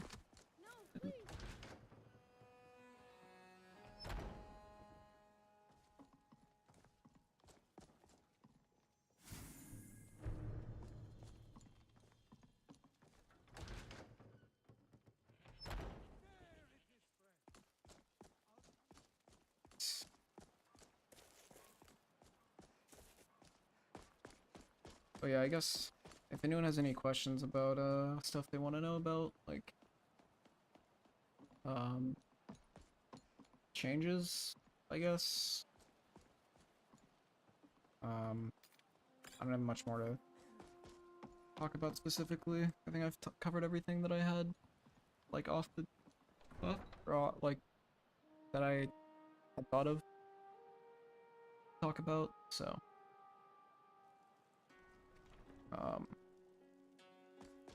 Excuse yeah, if you guys have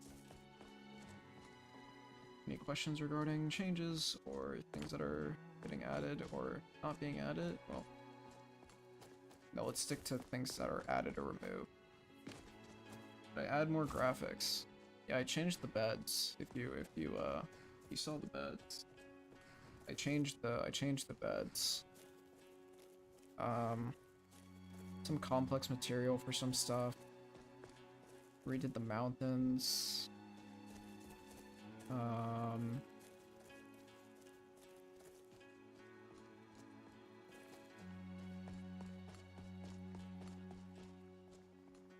need to darken the LOD a bit. LOD's pretty bright. I did not add 3.0 because 3.0 doesn't have 3D LODs, and I want 3D LODs. Well, it has 3D LODs, but the 3D LODs are paywalled. And they're also not finished.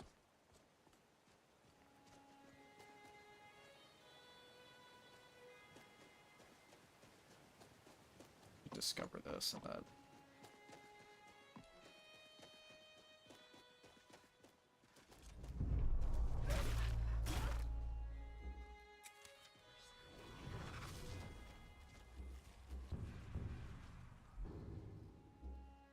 Oh yeah, the Wheeler crash fix, that's new.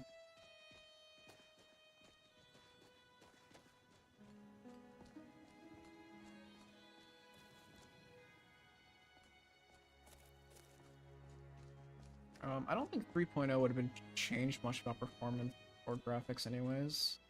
A lot of the 3.0 models look pretty similar from my, like, rudimentary testing. Like, there's some definite improvements, but it wasn't a lot, I don't think.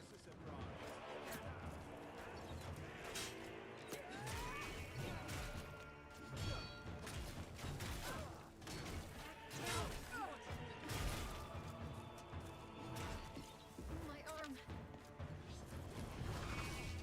Does it seem?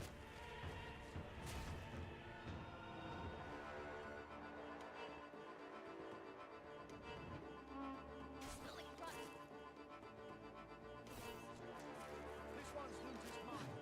That's a freeze. Got a few of those now. Yeah, E and B is getting reworked and some stuff. That's the third freeze I've had. And I don't know if I should chalk it up to an issue, or if I should chalk it up to the fact that every time I've froze, I've had OBS running. I don't have that issue that I had with 1.1 streaming though, where like every 40 minutes I would just like randomly start like losing a bunch of frames. I think it's a system issue. Yeah. My system doesn't like streaming and playing in 1440 at the same time.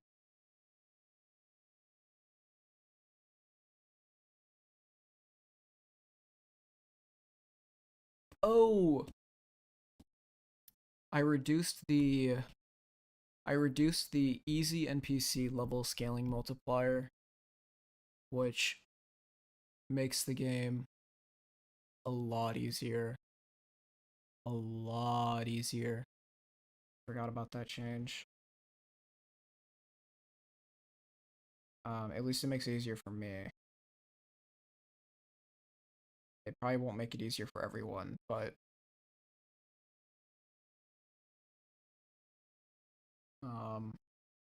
yeah, I mean freezing is usually system related. Like it's very rare that freezing is related to the list, and I'm not freezing in the same spots.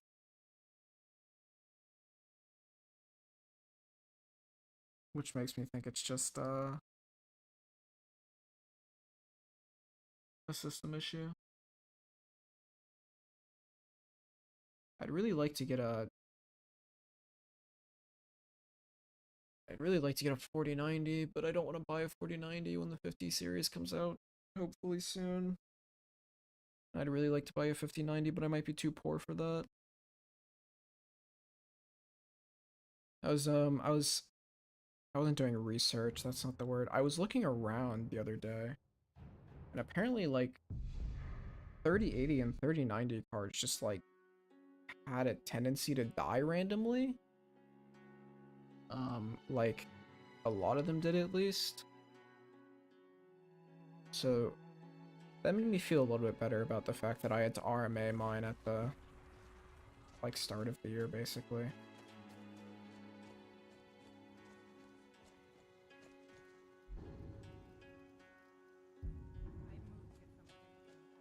I have Perk bus running actually.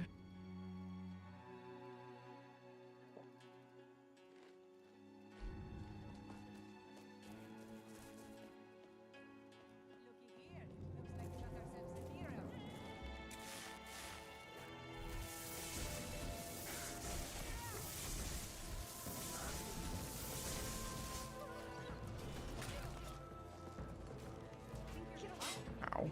Bear trap.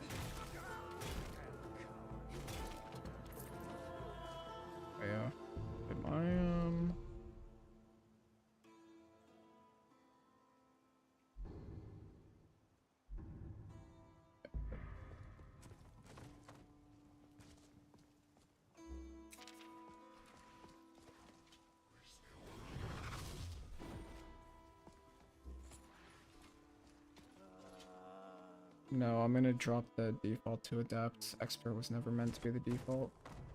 I'm on expert because I want to play on expert, but yeah, I added Squeaky's mod for the encounter zones. Looking for you. Said it'd be up.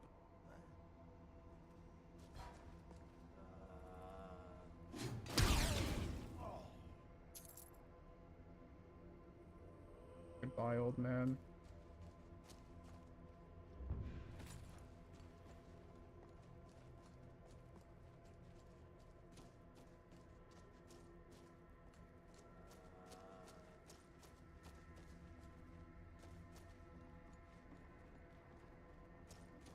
Come back here. That is what you want. You haven't. Let's go. That's your best. Down we go. See, Necromancy is just really strong. This is kind of one of the reasons I was talking about making it so Necromancy like summoned a thing from a corpse instead of being reanimation, because it's a lot easier to do two Necromancy when it's like that. Since when it's like this, these level like 1 to 5 bandits are legitimately stronger than like probably up to adept summons. Ow. I'll clear him.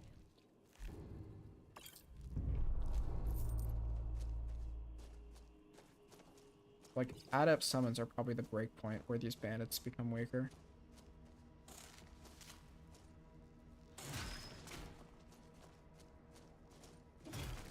Good riddance.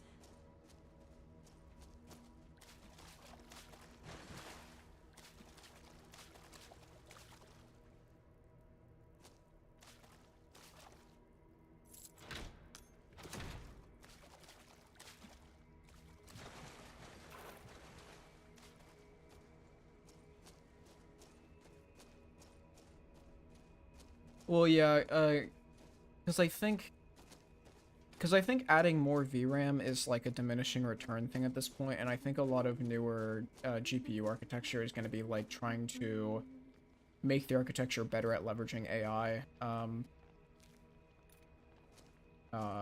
like workflows.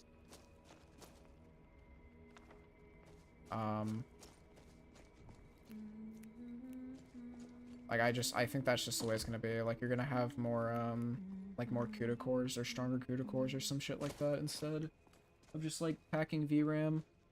Because one, I think you get a diminishing return, but two, when you overpack a card with VRAM like you do the 1080, like the 1080 Ti, then you have a point where it's like, okay, well the consumer doesn't have to upgrade for like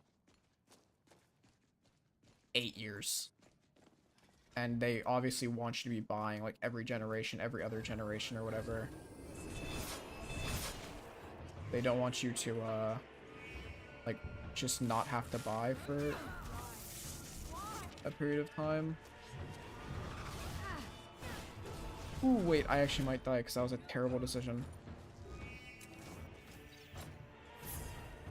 Oh, that was a really bad decision.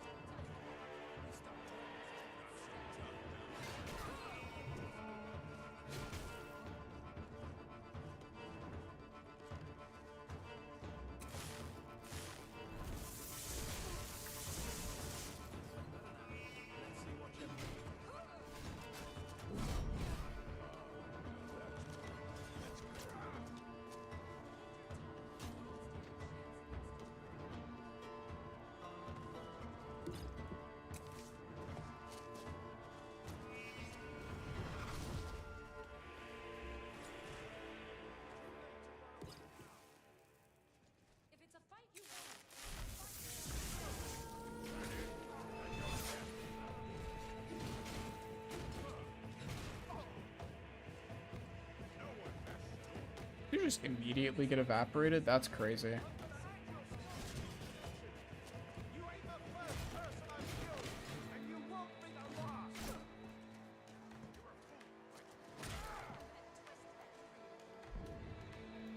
What do I have? Boss placement,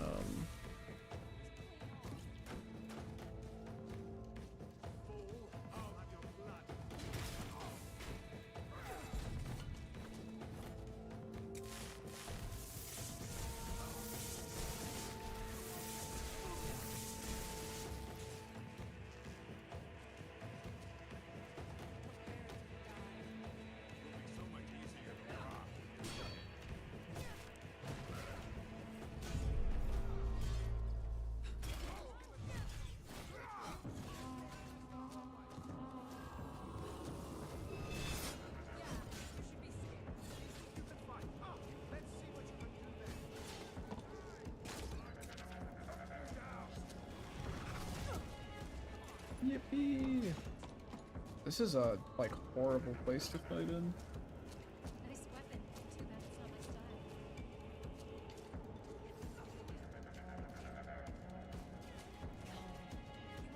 Yeah, that's true too. I actually, like, I had a,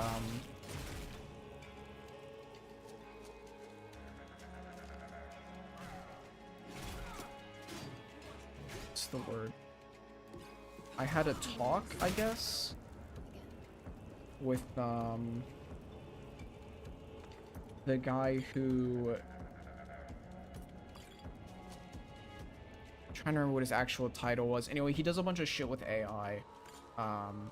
And he's like a data science for the city? Or for the county? I don't remember. County. He's basically one of the data scientists for the county, and he does, like, a bunch of shit with AI.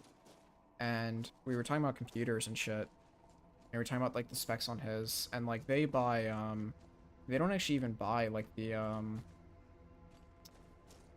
like, Quadro cards and shit. They just use, like, I think they have 4080s in the ones that they have. Which I thought was pretty funny.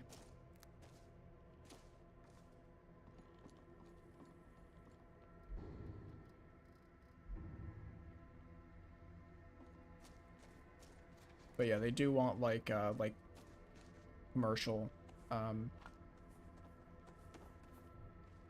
clients to buy, like, professional grade cards, which they usually pack with a lot more VRAM. Definitely are correct on that.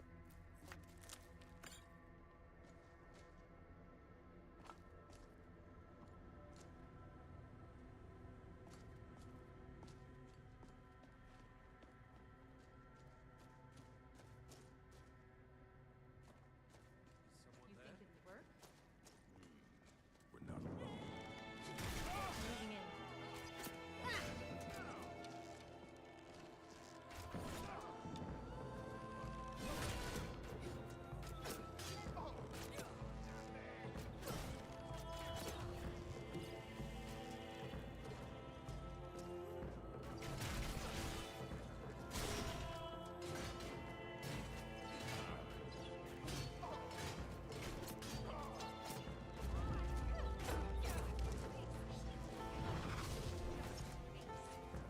God.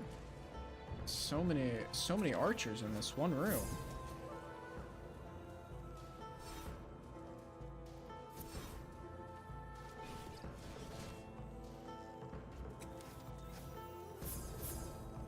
Hey man, I love anti-consumer practices.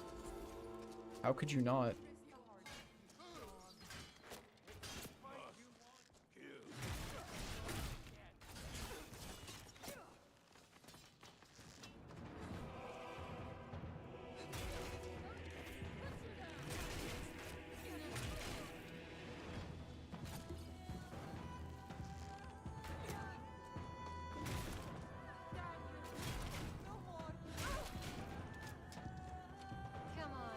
How many archers are there in this room? Some of you guys need to actually go. I actually think this is egregious.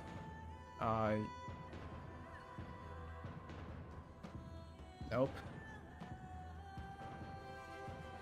No. Wait.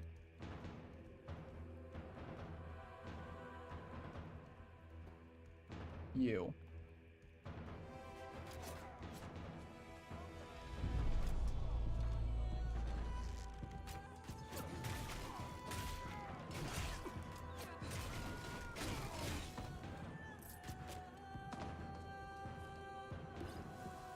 the great part about it is, like, I don't even think I'd get half of the time blocked because, like, there I would get it, but...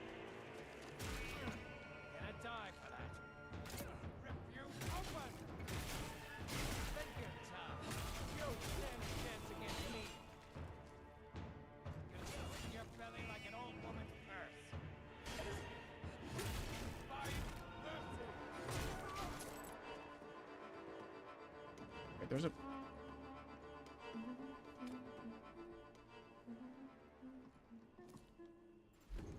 No! Wait, I want the stuff he has.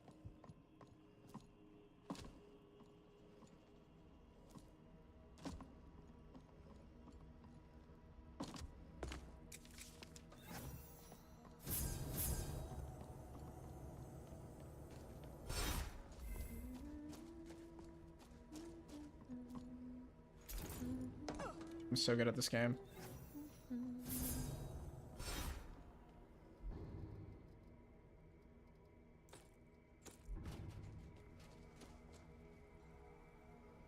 Alright, Bleak Falls was hard. These bandit camps have been much easier outside of the archer spam. Maybe I should just nerf. I might throw that as an aura nerf, actually. I might just give archers like a...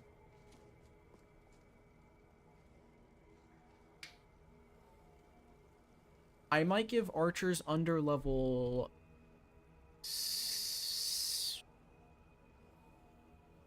Archers under level 8. I might give them like a... 30% damage reduction?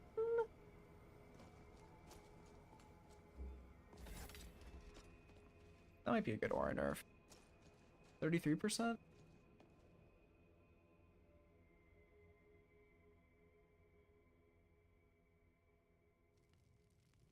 20%? I'll figure it out.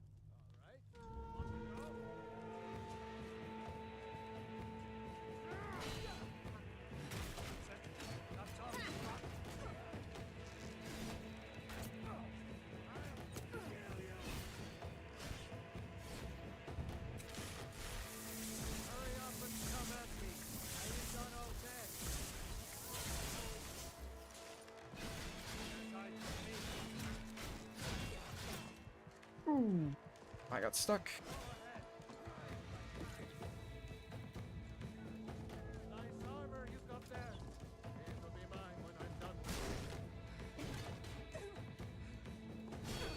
Yeah.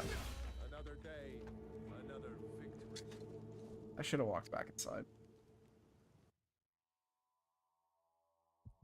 Oh, I have a level up. I forgot about that.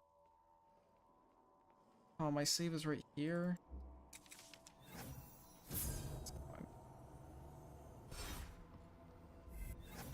It's not fine, apparently.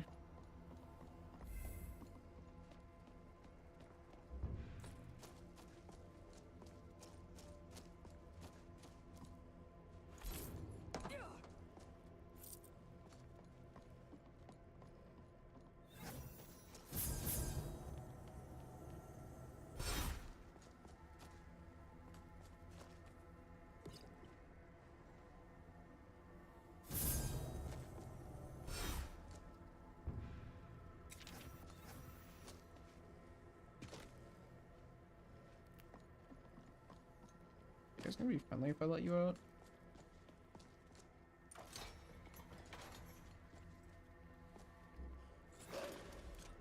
Let's go.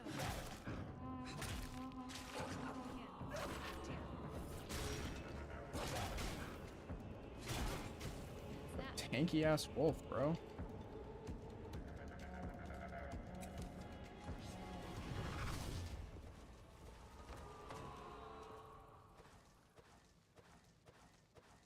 What I need more than frontline tactics though is to stop playing a summon based build where I walk without where I walk into a boss fight with no summons.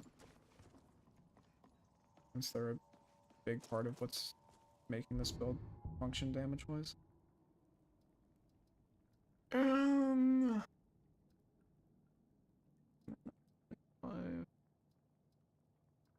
25 4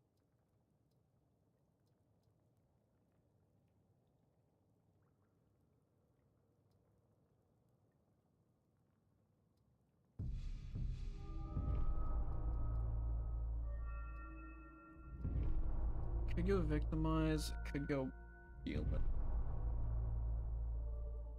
victimize just.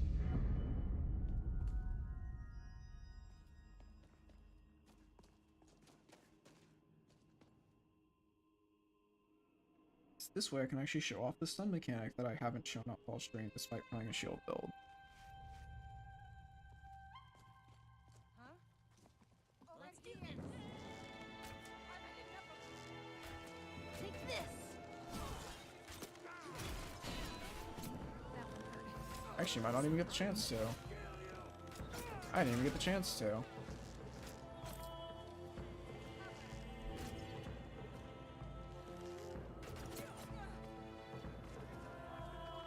Dude, zombies are just actually overpowered.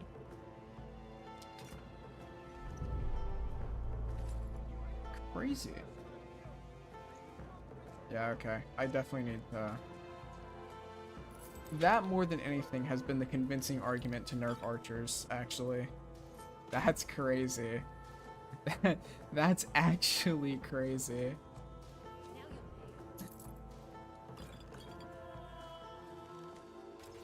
That is the strongest argument for nerfing archers.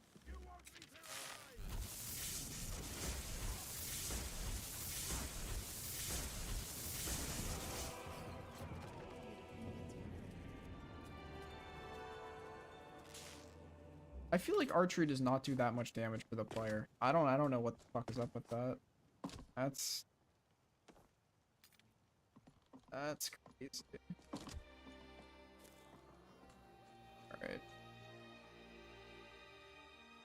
Did I grab the Iron Hand gauntlets? Wait.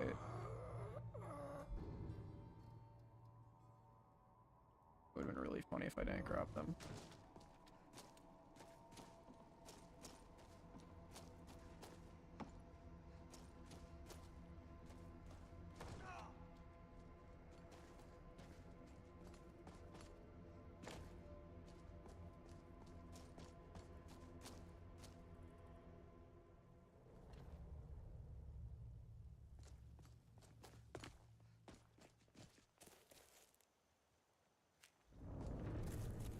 That's the Valserana stuff, right?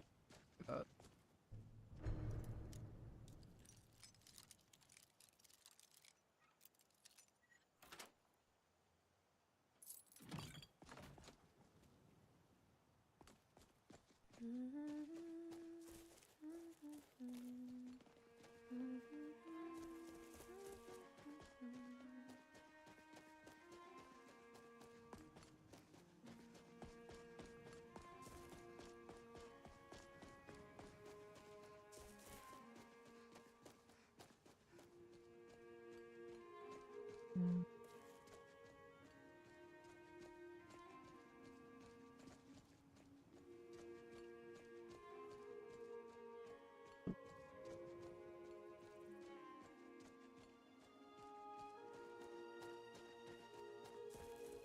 Good night, Luke.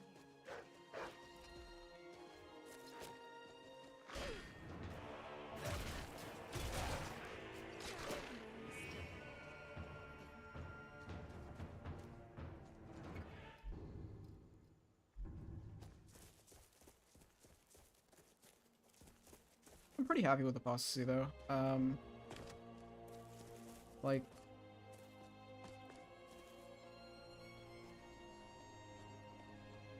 playing through it makes me realize it has some definite difficulty spikes that are stuff I need to look at, but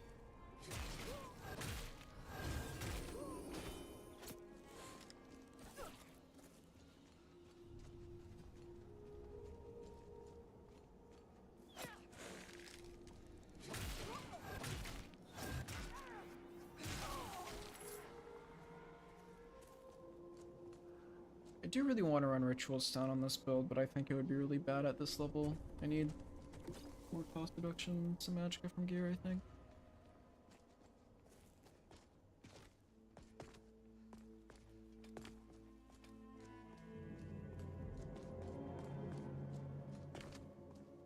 Oh yeah, this was the lost, the Lost Passage dungeon, I think, that had one of the ghouls camps next to it. I have to check again. It might have been one of the other ones, but no, it had to be one of the. Surely it had to be one of the. If it was this one, that would be really funny because this was one where I already had to remove a mod because Grey Winter has an entrance here, and this mod has a place here, and some other mod had a place in the exact same spot. And the patch between the Lost Passages and the other mod moved it to where the Grey Winter entrance was, and it was just a fucking nightmare.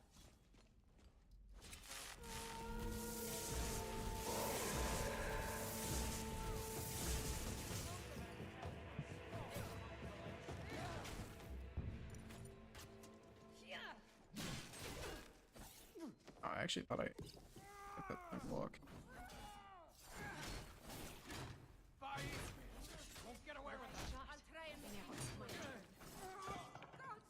You can't hurt me.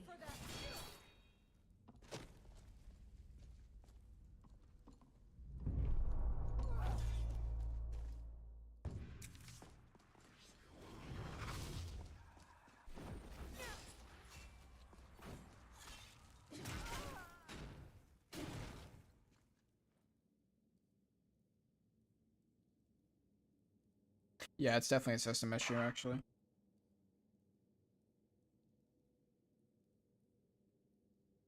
Definitely should be a system issue.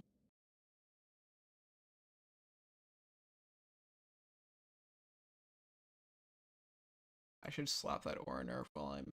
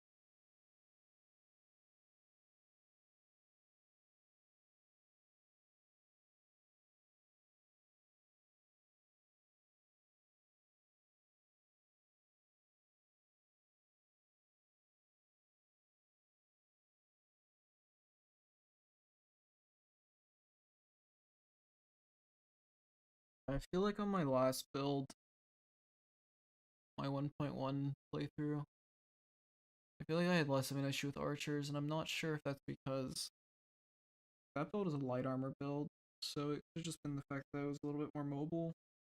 Light armor 2 in a build. Could also just be the fact that I'm like misremembering or didn't really chalk it up that much. Or I was just unconvinced by polemic all of it.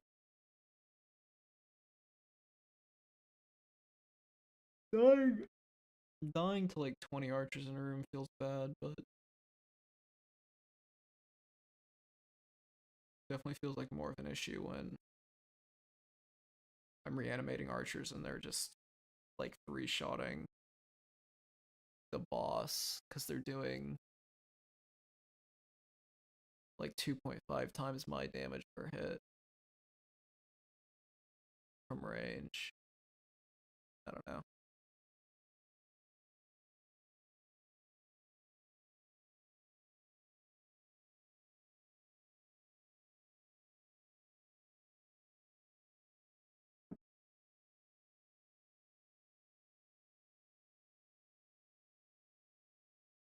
I do not know.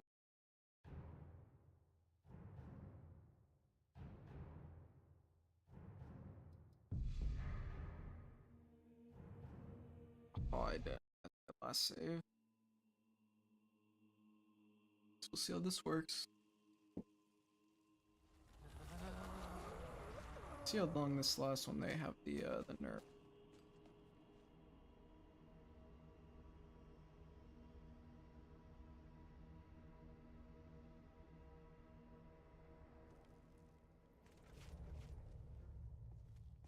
Is someone there? Who's Over next? here. Go away. You won't get that. Oh, I got stuck on the rock.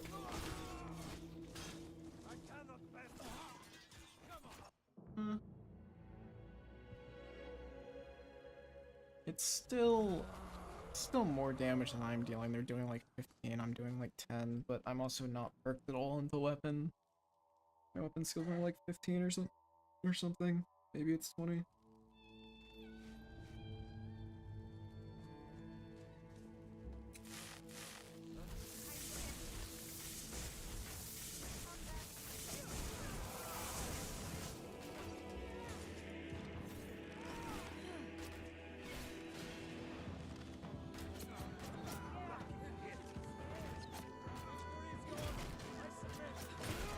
I really wanted to use Victimize there, but yeah, I mean, they're still strong, for sure. Definitely still strong.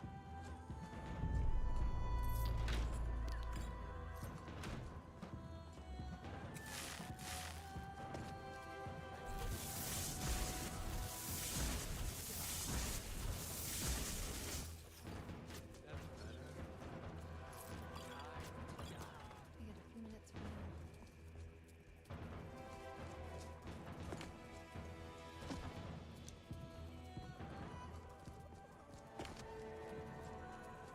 You're not weak.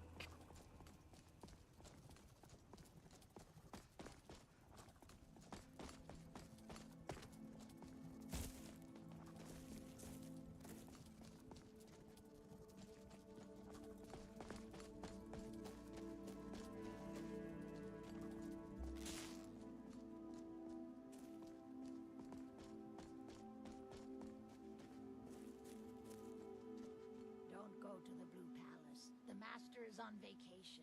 Don't listen to Dervenin. Don't do it. That's the first time I've had this random encounter without the Wabbajack. Vanilla or is this extended? The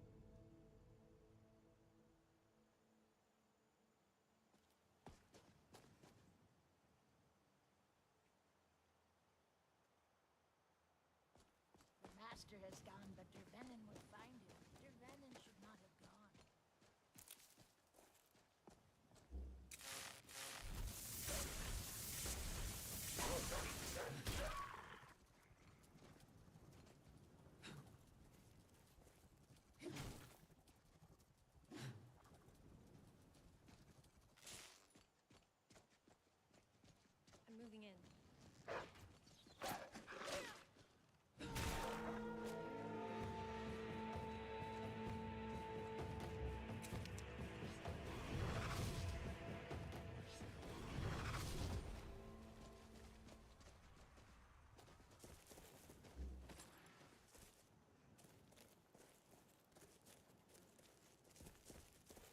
Yeah, Ari, assuming you're still here. If it did that on it fixed on a restart like that, that happens to me sometimes. Although usually it's a crash, not like a black screen. It usually just means like, I don't know, some bits flipped in memory or something, and it like an asset got like fucked up.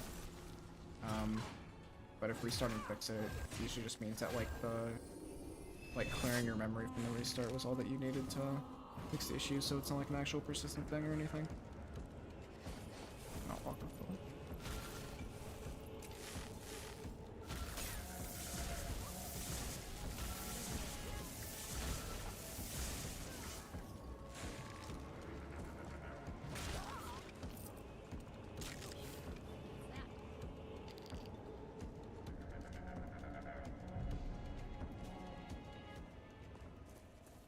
Yeah.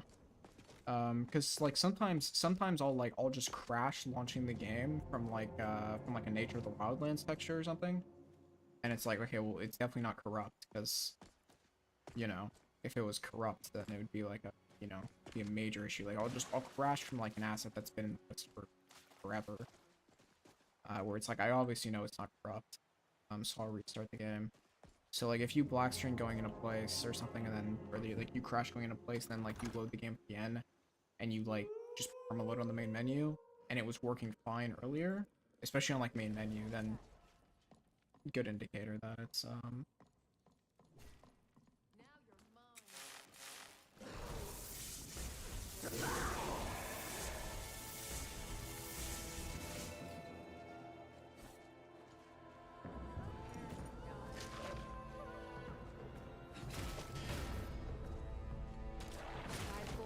so that's stun. I don't know if you could really catch it. It was not like a good lighting for it, but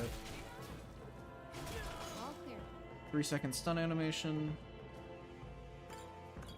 Pretty cool. I think it'll fix. Probably not fix, but it will probably improve block gameplay quite a bit, especially for shield. Or well, not especially for shield, not shield only, but fun mechanic. But yeah. Should hopefully fix the somewhat common complaint where people like, oh well, I feel like the time block stagger doesn't give you like enough of an opening time, so now it definitely does. That's Let's do a lot of time. It's a perk, so it'll be easy to see what the requirements are, but you have to I'll shove and basically you have shove to time block an arrows enemy and they have in under the 50% stamina.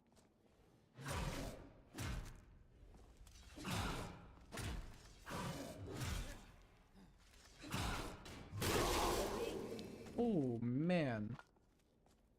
So you want dismemberment use two-handed.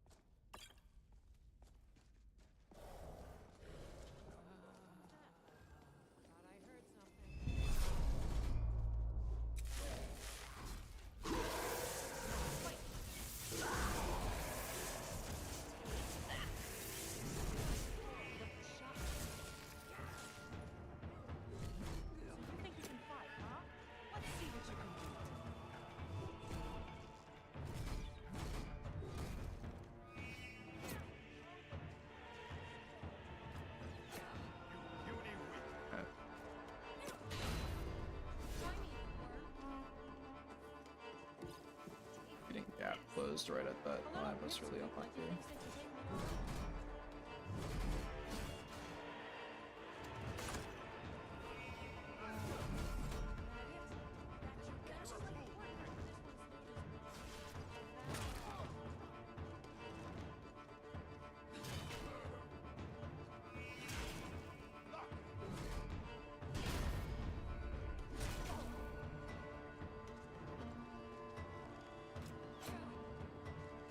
It's a corner.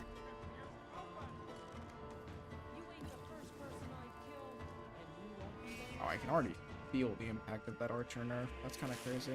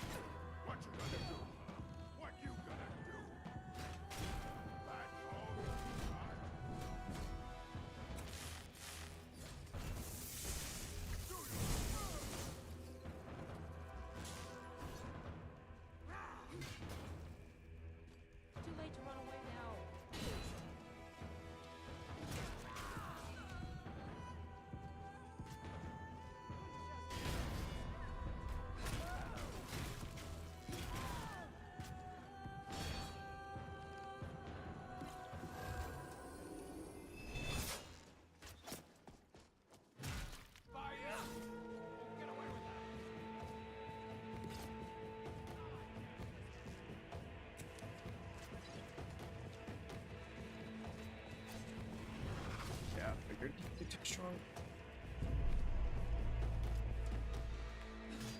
I can take you.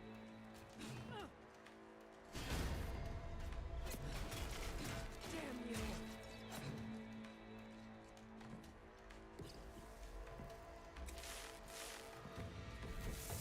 You won't live to see tomorrow.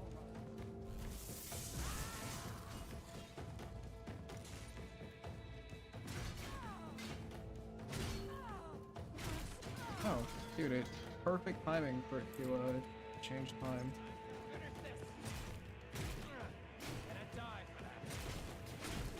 My item has insufficient charge. God damn it.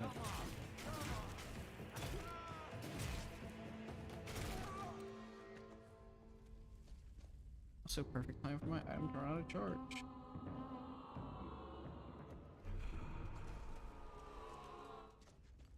I'm just gonna guess I can't resurrect you. Yeah.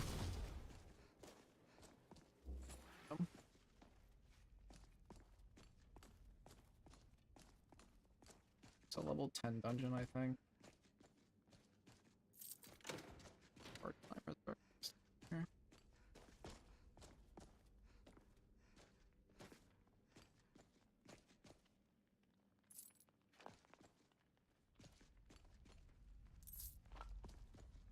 I don't have the magic to dual cast Necromancy either. Great zombie. This build has what?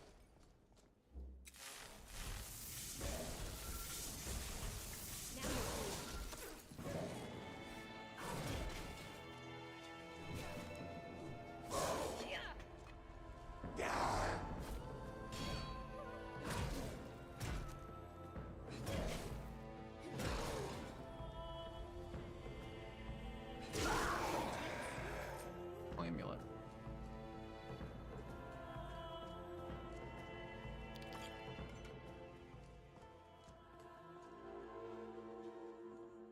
Yeah, the layout of this dungeon is pretty good. Assuming that. An interesting dungeon.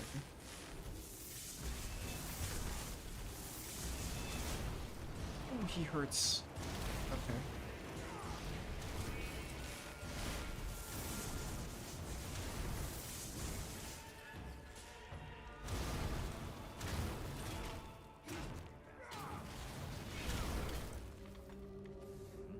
That was really unfortunate.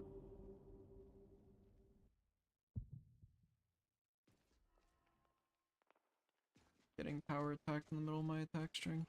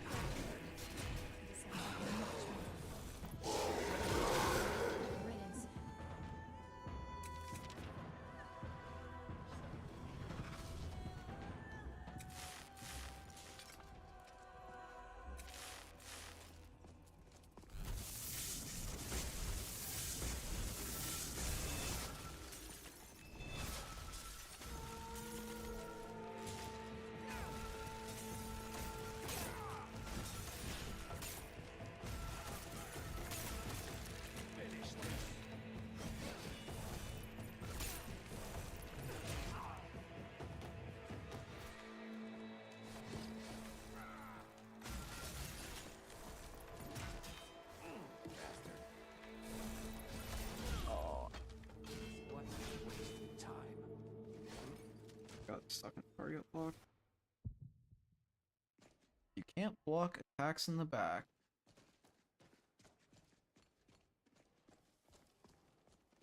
Okay, wait, I have a new idea.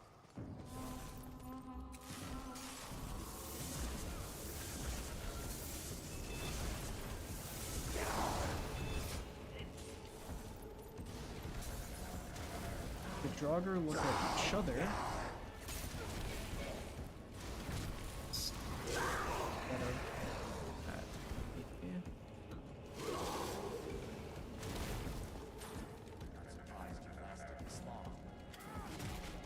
Yep. Oh, I missed my fucking power attack. What's the point of walk on if it's just gonna miss, bro? The idea was there, though. I do think this is the way it works for me when I...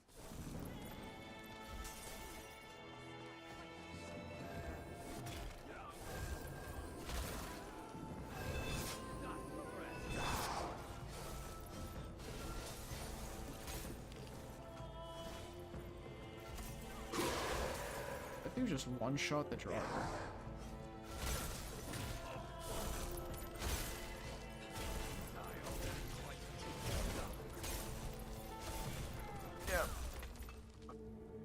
This mage is so egregious.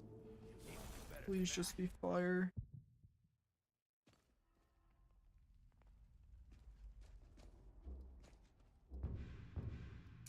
I'm going up.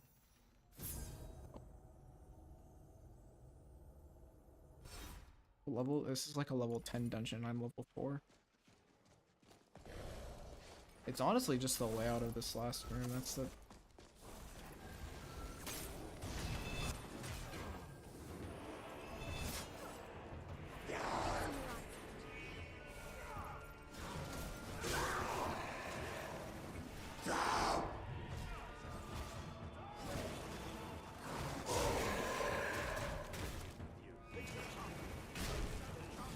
God, I cannot see anything.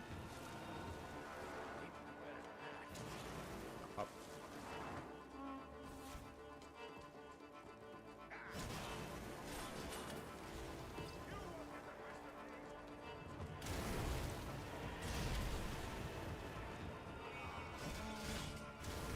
Oh, I'm actually out of healing potions.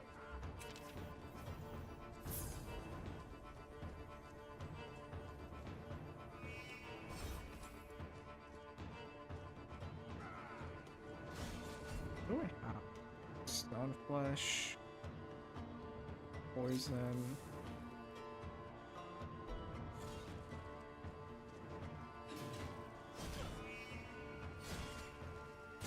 No, the mage is back.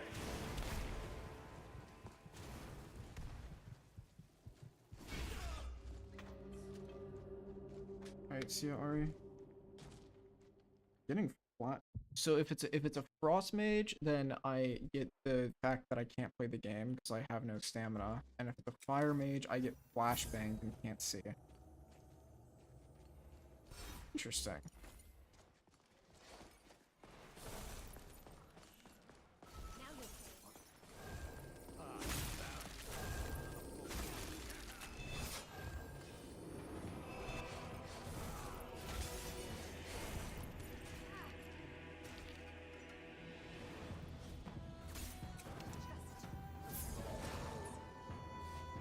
Can you stop fighting the Draugr?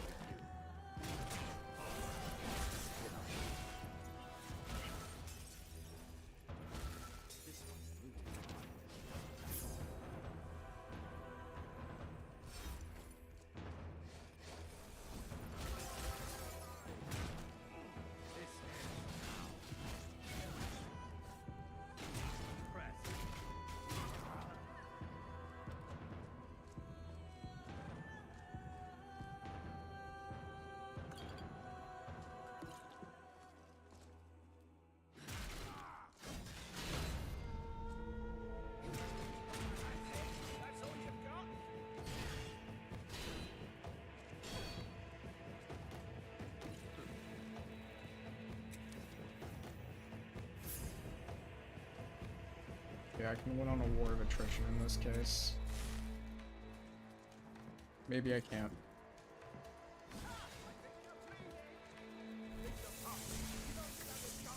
Of course you're a Breton. Why would you not be a Breton?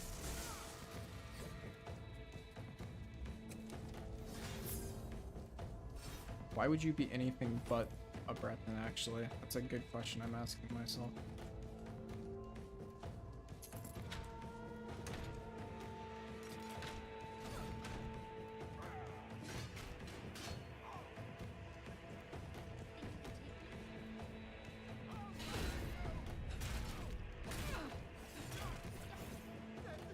Easy. I went on War of Attrition with Victimize. Whew. Alright, well, I did not expect this to be a level 10 dungeon when I came in, to be honest.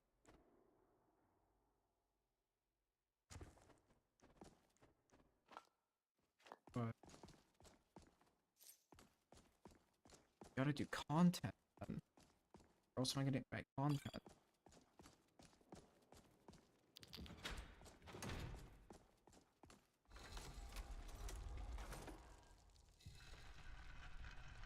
Maybe this should be a level 5 dungeon.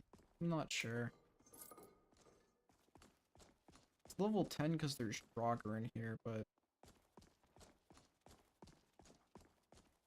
realistically, this is a bandit dungeon. Like, most of the enemies are bandits, so maybe it should be level 5. Eh. I'll leave it at level 10.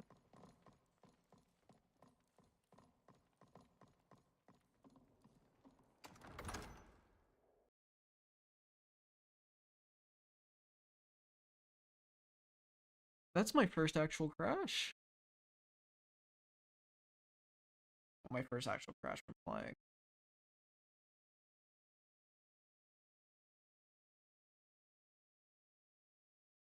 I didn't even crash on Skyrim, that just crashed. Ooh. I'm gonna chalk that up to OBS. Because it didn't crash on the game, it just crashed on system memory.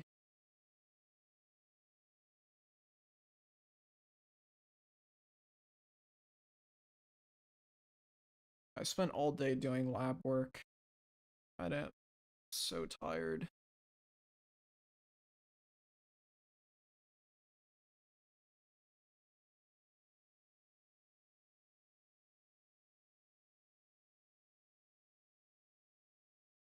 It's okay, you'll get this one stream and then nothing for the foreseeable future.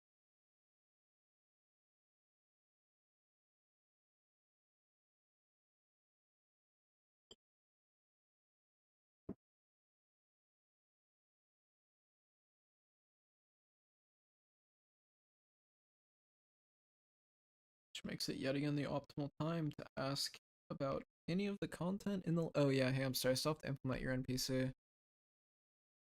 Ugh, why can't you guys pick like weapons and armor? That stuff takes me 5 minutes to integrate. NPCs are so much work. Ugh. I think I have to actually still export the sculpt. I think I only made the preset and then I didn't actually like do any of the other work. I got Hens in. I finished Hens. So that one's in the game.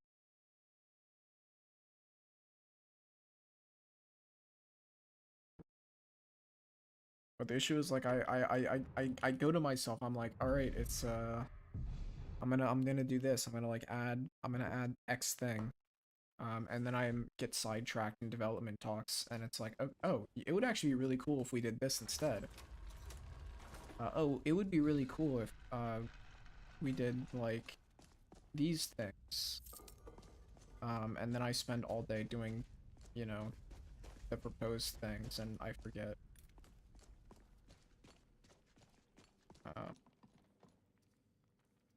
I need to go to Riverwood and deliver Spent Potion. So as much as I want to walk everywhere, I'm not going to. I'm just gonna fast travel there, because there's no point in me walking there. Everyone's seen the Whiterun to Riverwood walk. Hasn't changed that much. But really at all, actually. Unless you like... unless you stare at mountain terrain blending, then it's a little bit different, but... pretty similar otherwise. I didn't change grass, so I'm honestly really happy with my grass.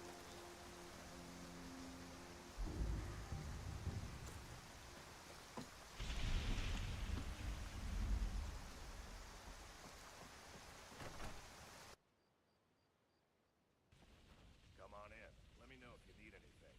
Or take a seat by the fire and I'll send someone over.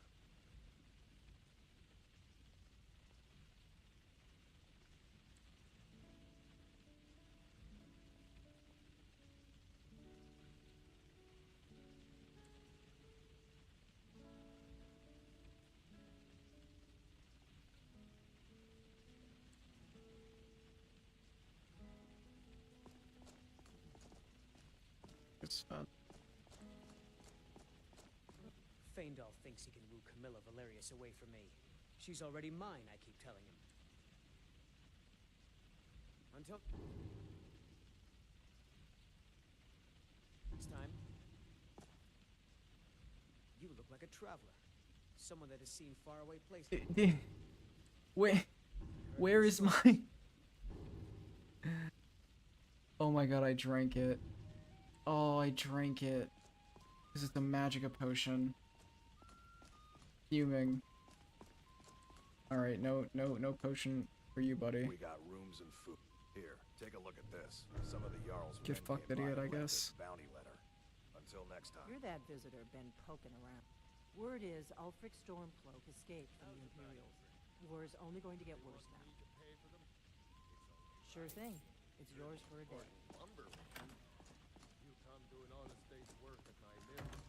New beds, new beds.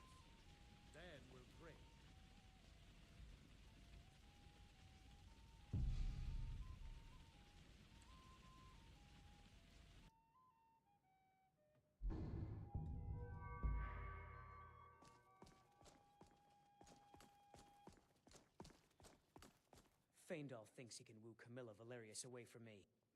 I've seen him sneaking over to the... Here, let me give you a particularly How can I argue with that? Until next time.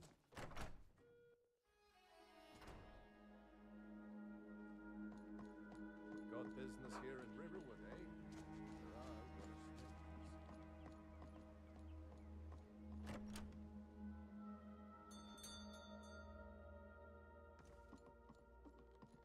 Mara bless you for agreeing to help us. What are you talking? Oh my. Thank you for telling me the truth. Could you talk to Faendal as well? I'm sure he'll want to thank you for standing up for him.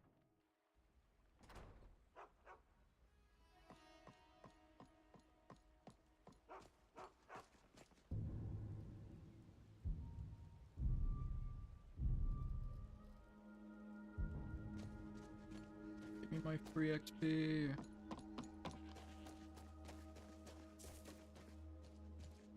Without hunting and foraging. What the fuck?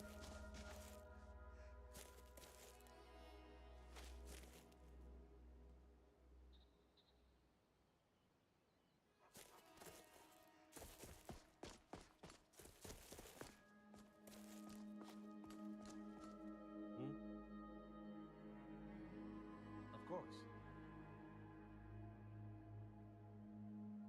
Farewell. Buddy, no. Buddy, we were in the middle of having a conversation.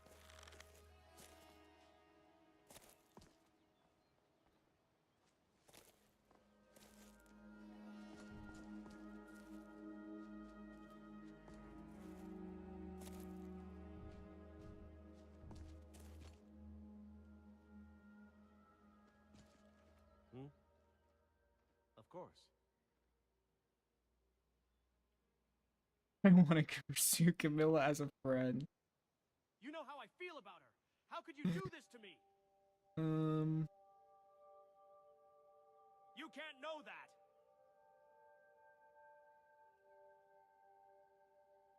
that. I have to marry her. That's so fucking funny, man. Okay, stop combat. I want my XP from doing the quest. You want to talk to me after every... I appreciate your help. Please, take this. Some gold I've saved up from working at the mill. Good day. So I wanted to follow that dialogue branch. Oh, I have to walk all the way back up because it doesn't have a checkpoint at the thing.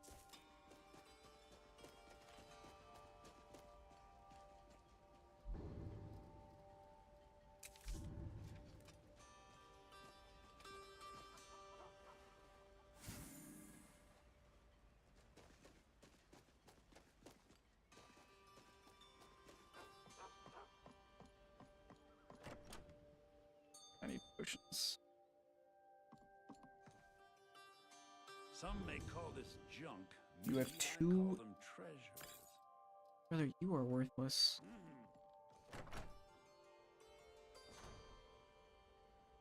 Two potions?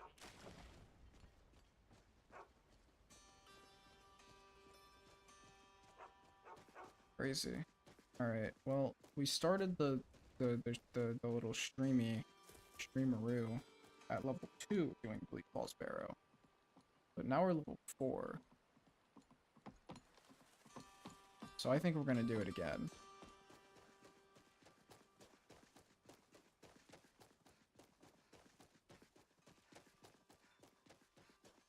But this time we have less tools, I think.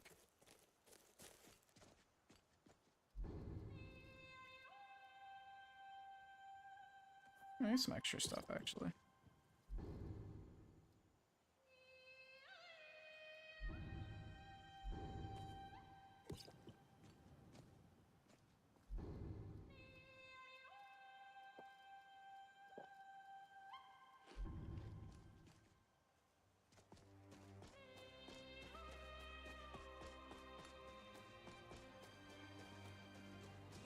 Tower should still be clear. If the tower's not clear, that would actually be better. Because if the tower's not clear, then I can... No, it's cleared. Yeah.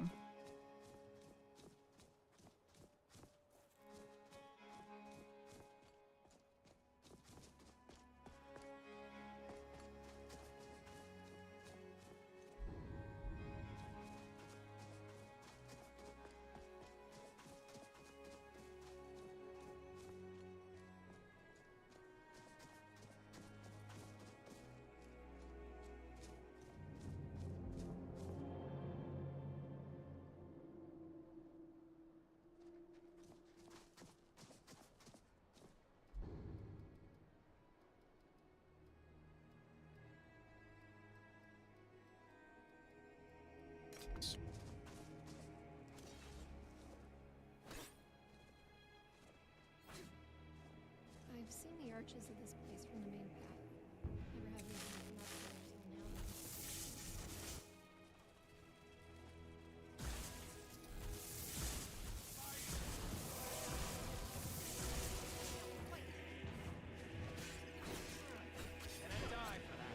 Take this!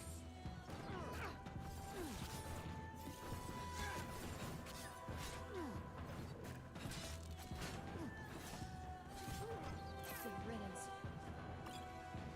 Getting a fire enchant sword is actually like such a good drop.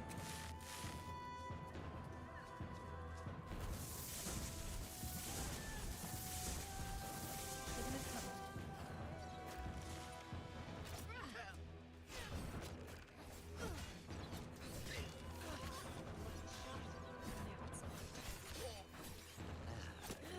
I'm going to add Shivo to my collection. It's that power attack, that was really bad.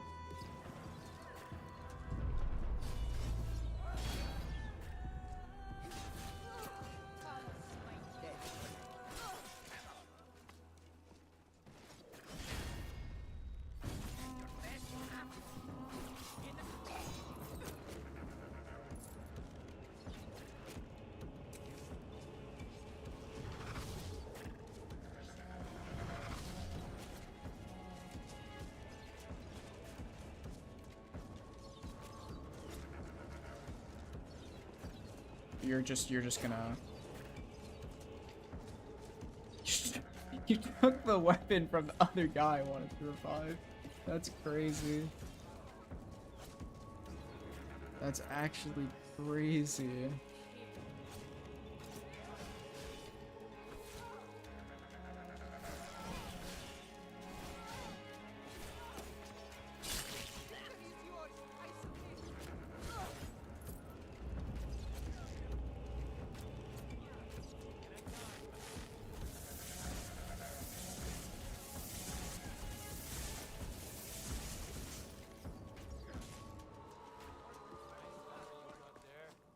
It'll be mine when I'm done with you.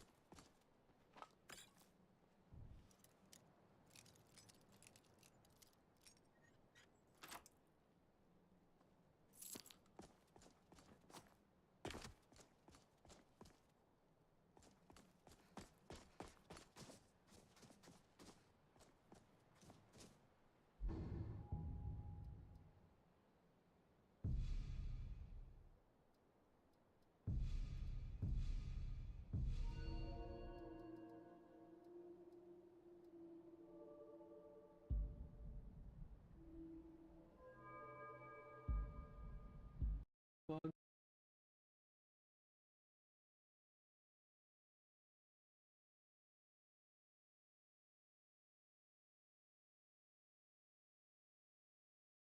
Should be 40, not 20.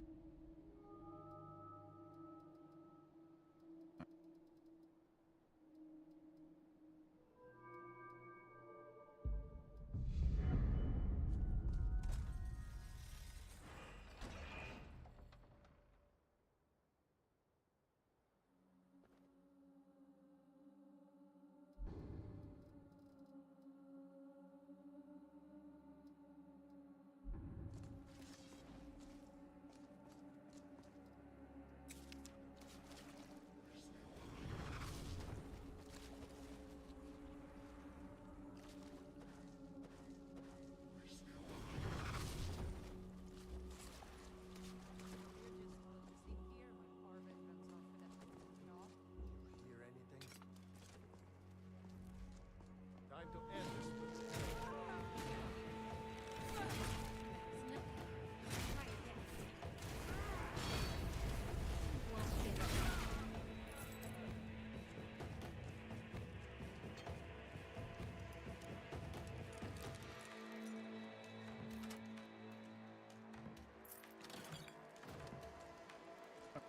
How are you?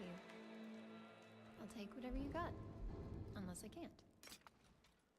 Bye.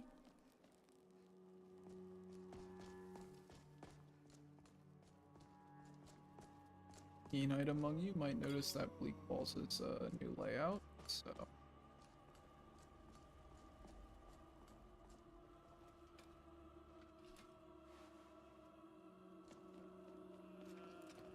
I haven't done this yet. I haven't been inside yet, at least. At least I haven't passed the first one.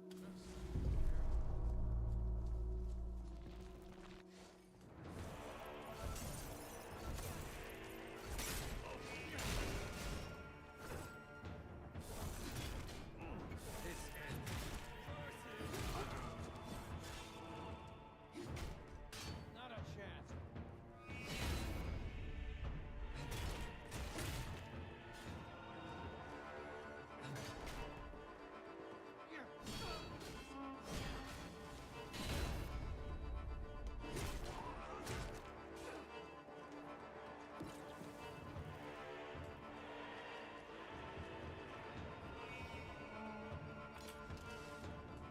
This one's loot is mine. Back off. What's he gonna do?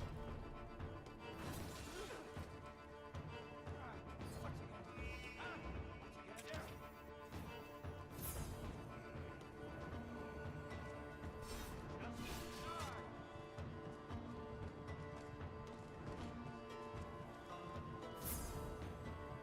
If it's a fight you want, fight you're going to get.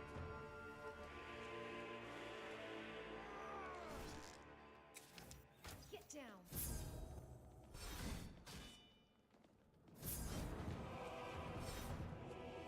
To adjust that.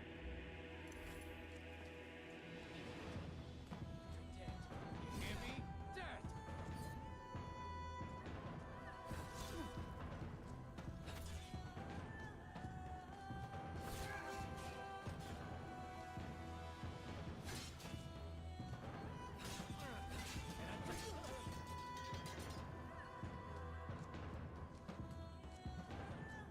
That might need to be tweaked.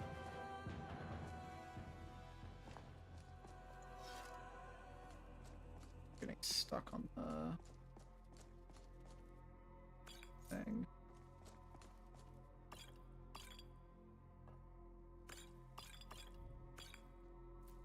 Whatchamacallit. Wow.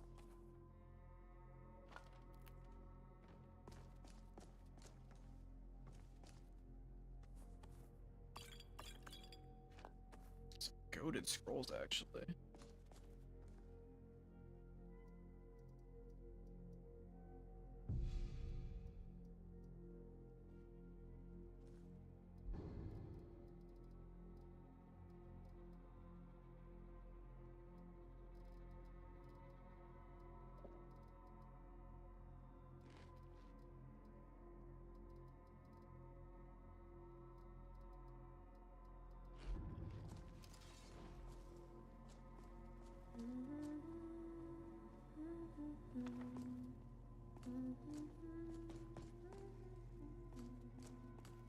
I swear that song is from Shrek, right? Like, right?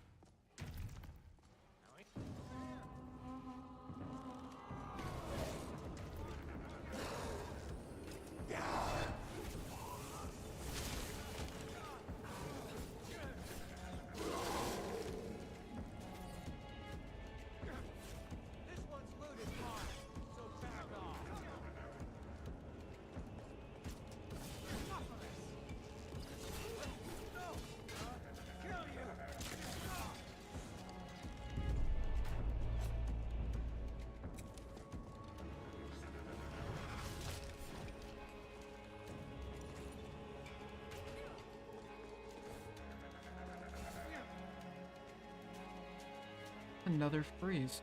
Yeah.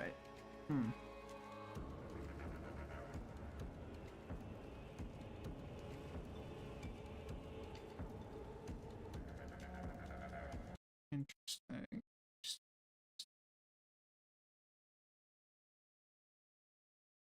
Need to look at that. I don't think it's a list. I didn't have that issue last night when I was running through. I'm having it now. So it's either some memory leak or it's OBS. Not happening in the same spots. It's not happening at consistent timings. Not sure.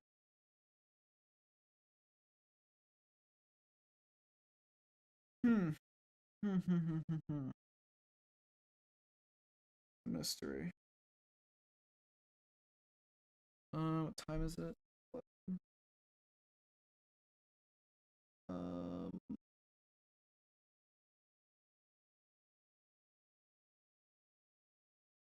Yeah, I think we'll call it there. 3.5 hours. I do kind of want to finish Bleak Falls though. But yeah, I should call it. Alright, well. Yeah. Appreciate everyone who tuned in. I don't know if I'll do another one of these anytime soon. Just kind of depends on when I have time. But hope you all had a good time, maybe learned something. I hope you all are looking forward to the update when I'm able to get it out and get it finished. So yeah, everyone, good night.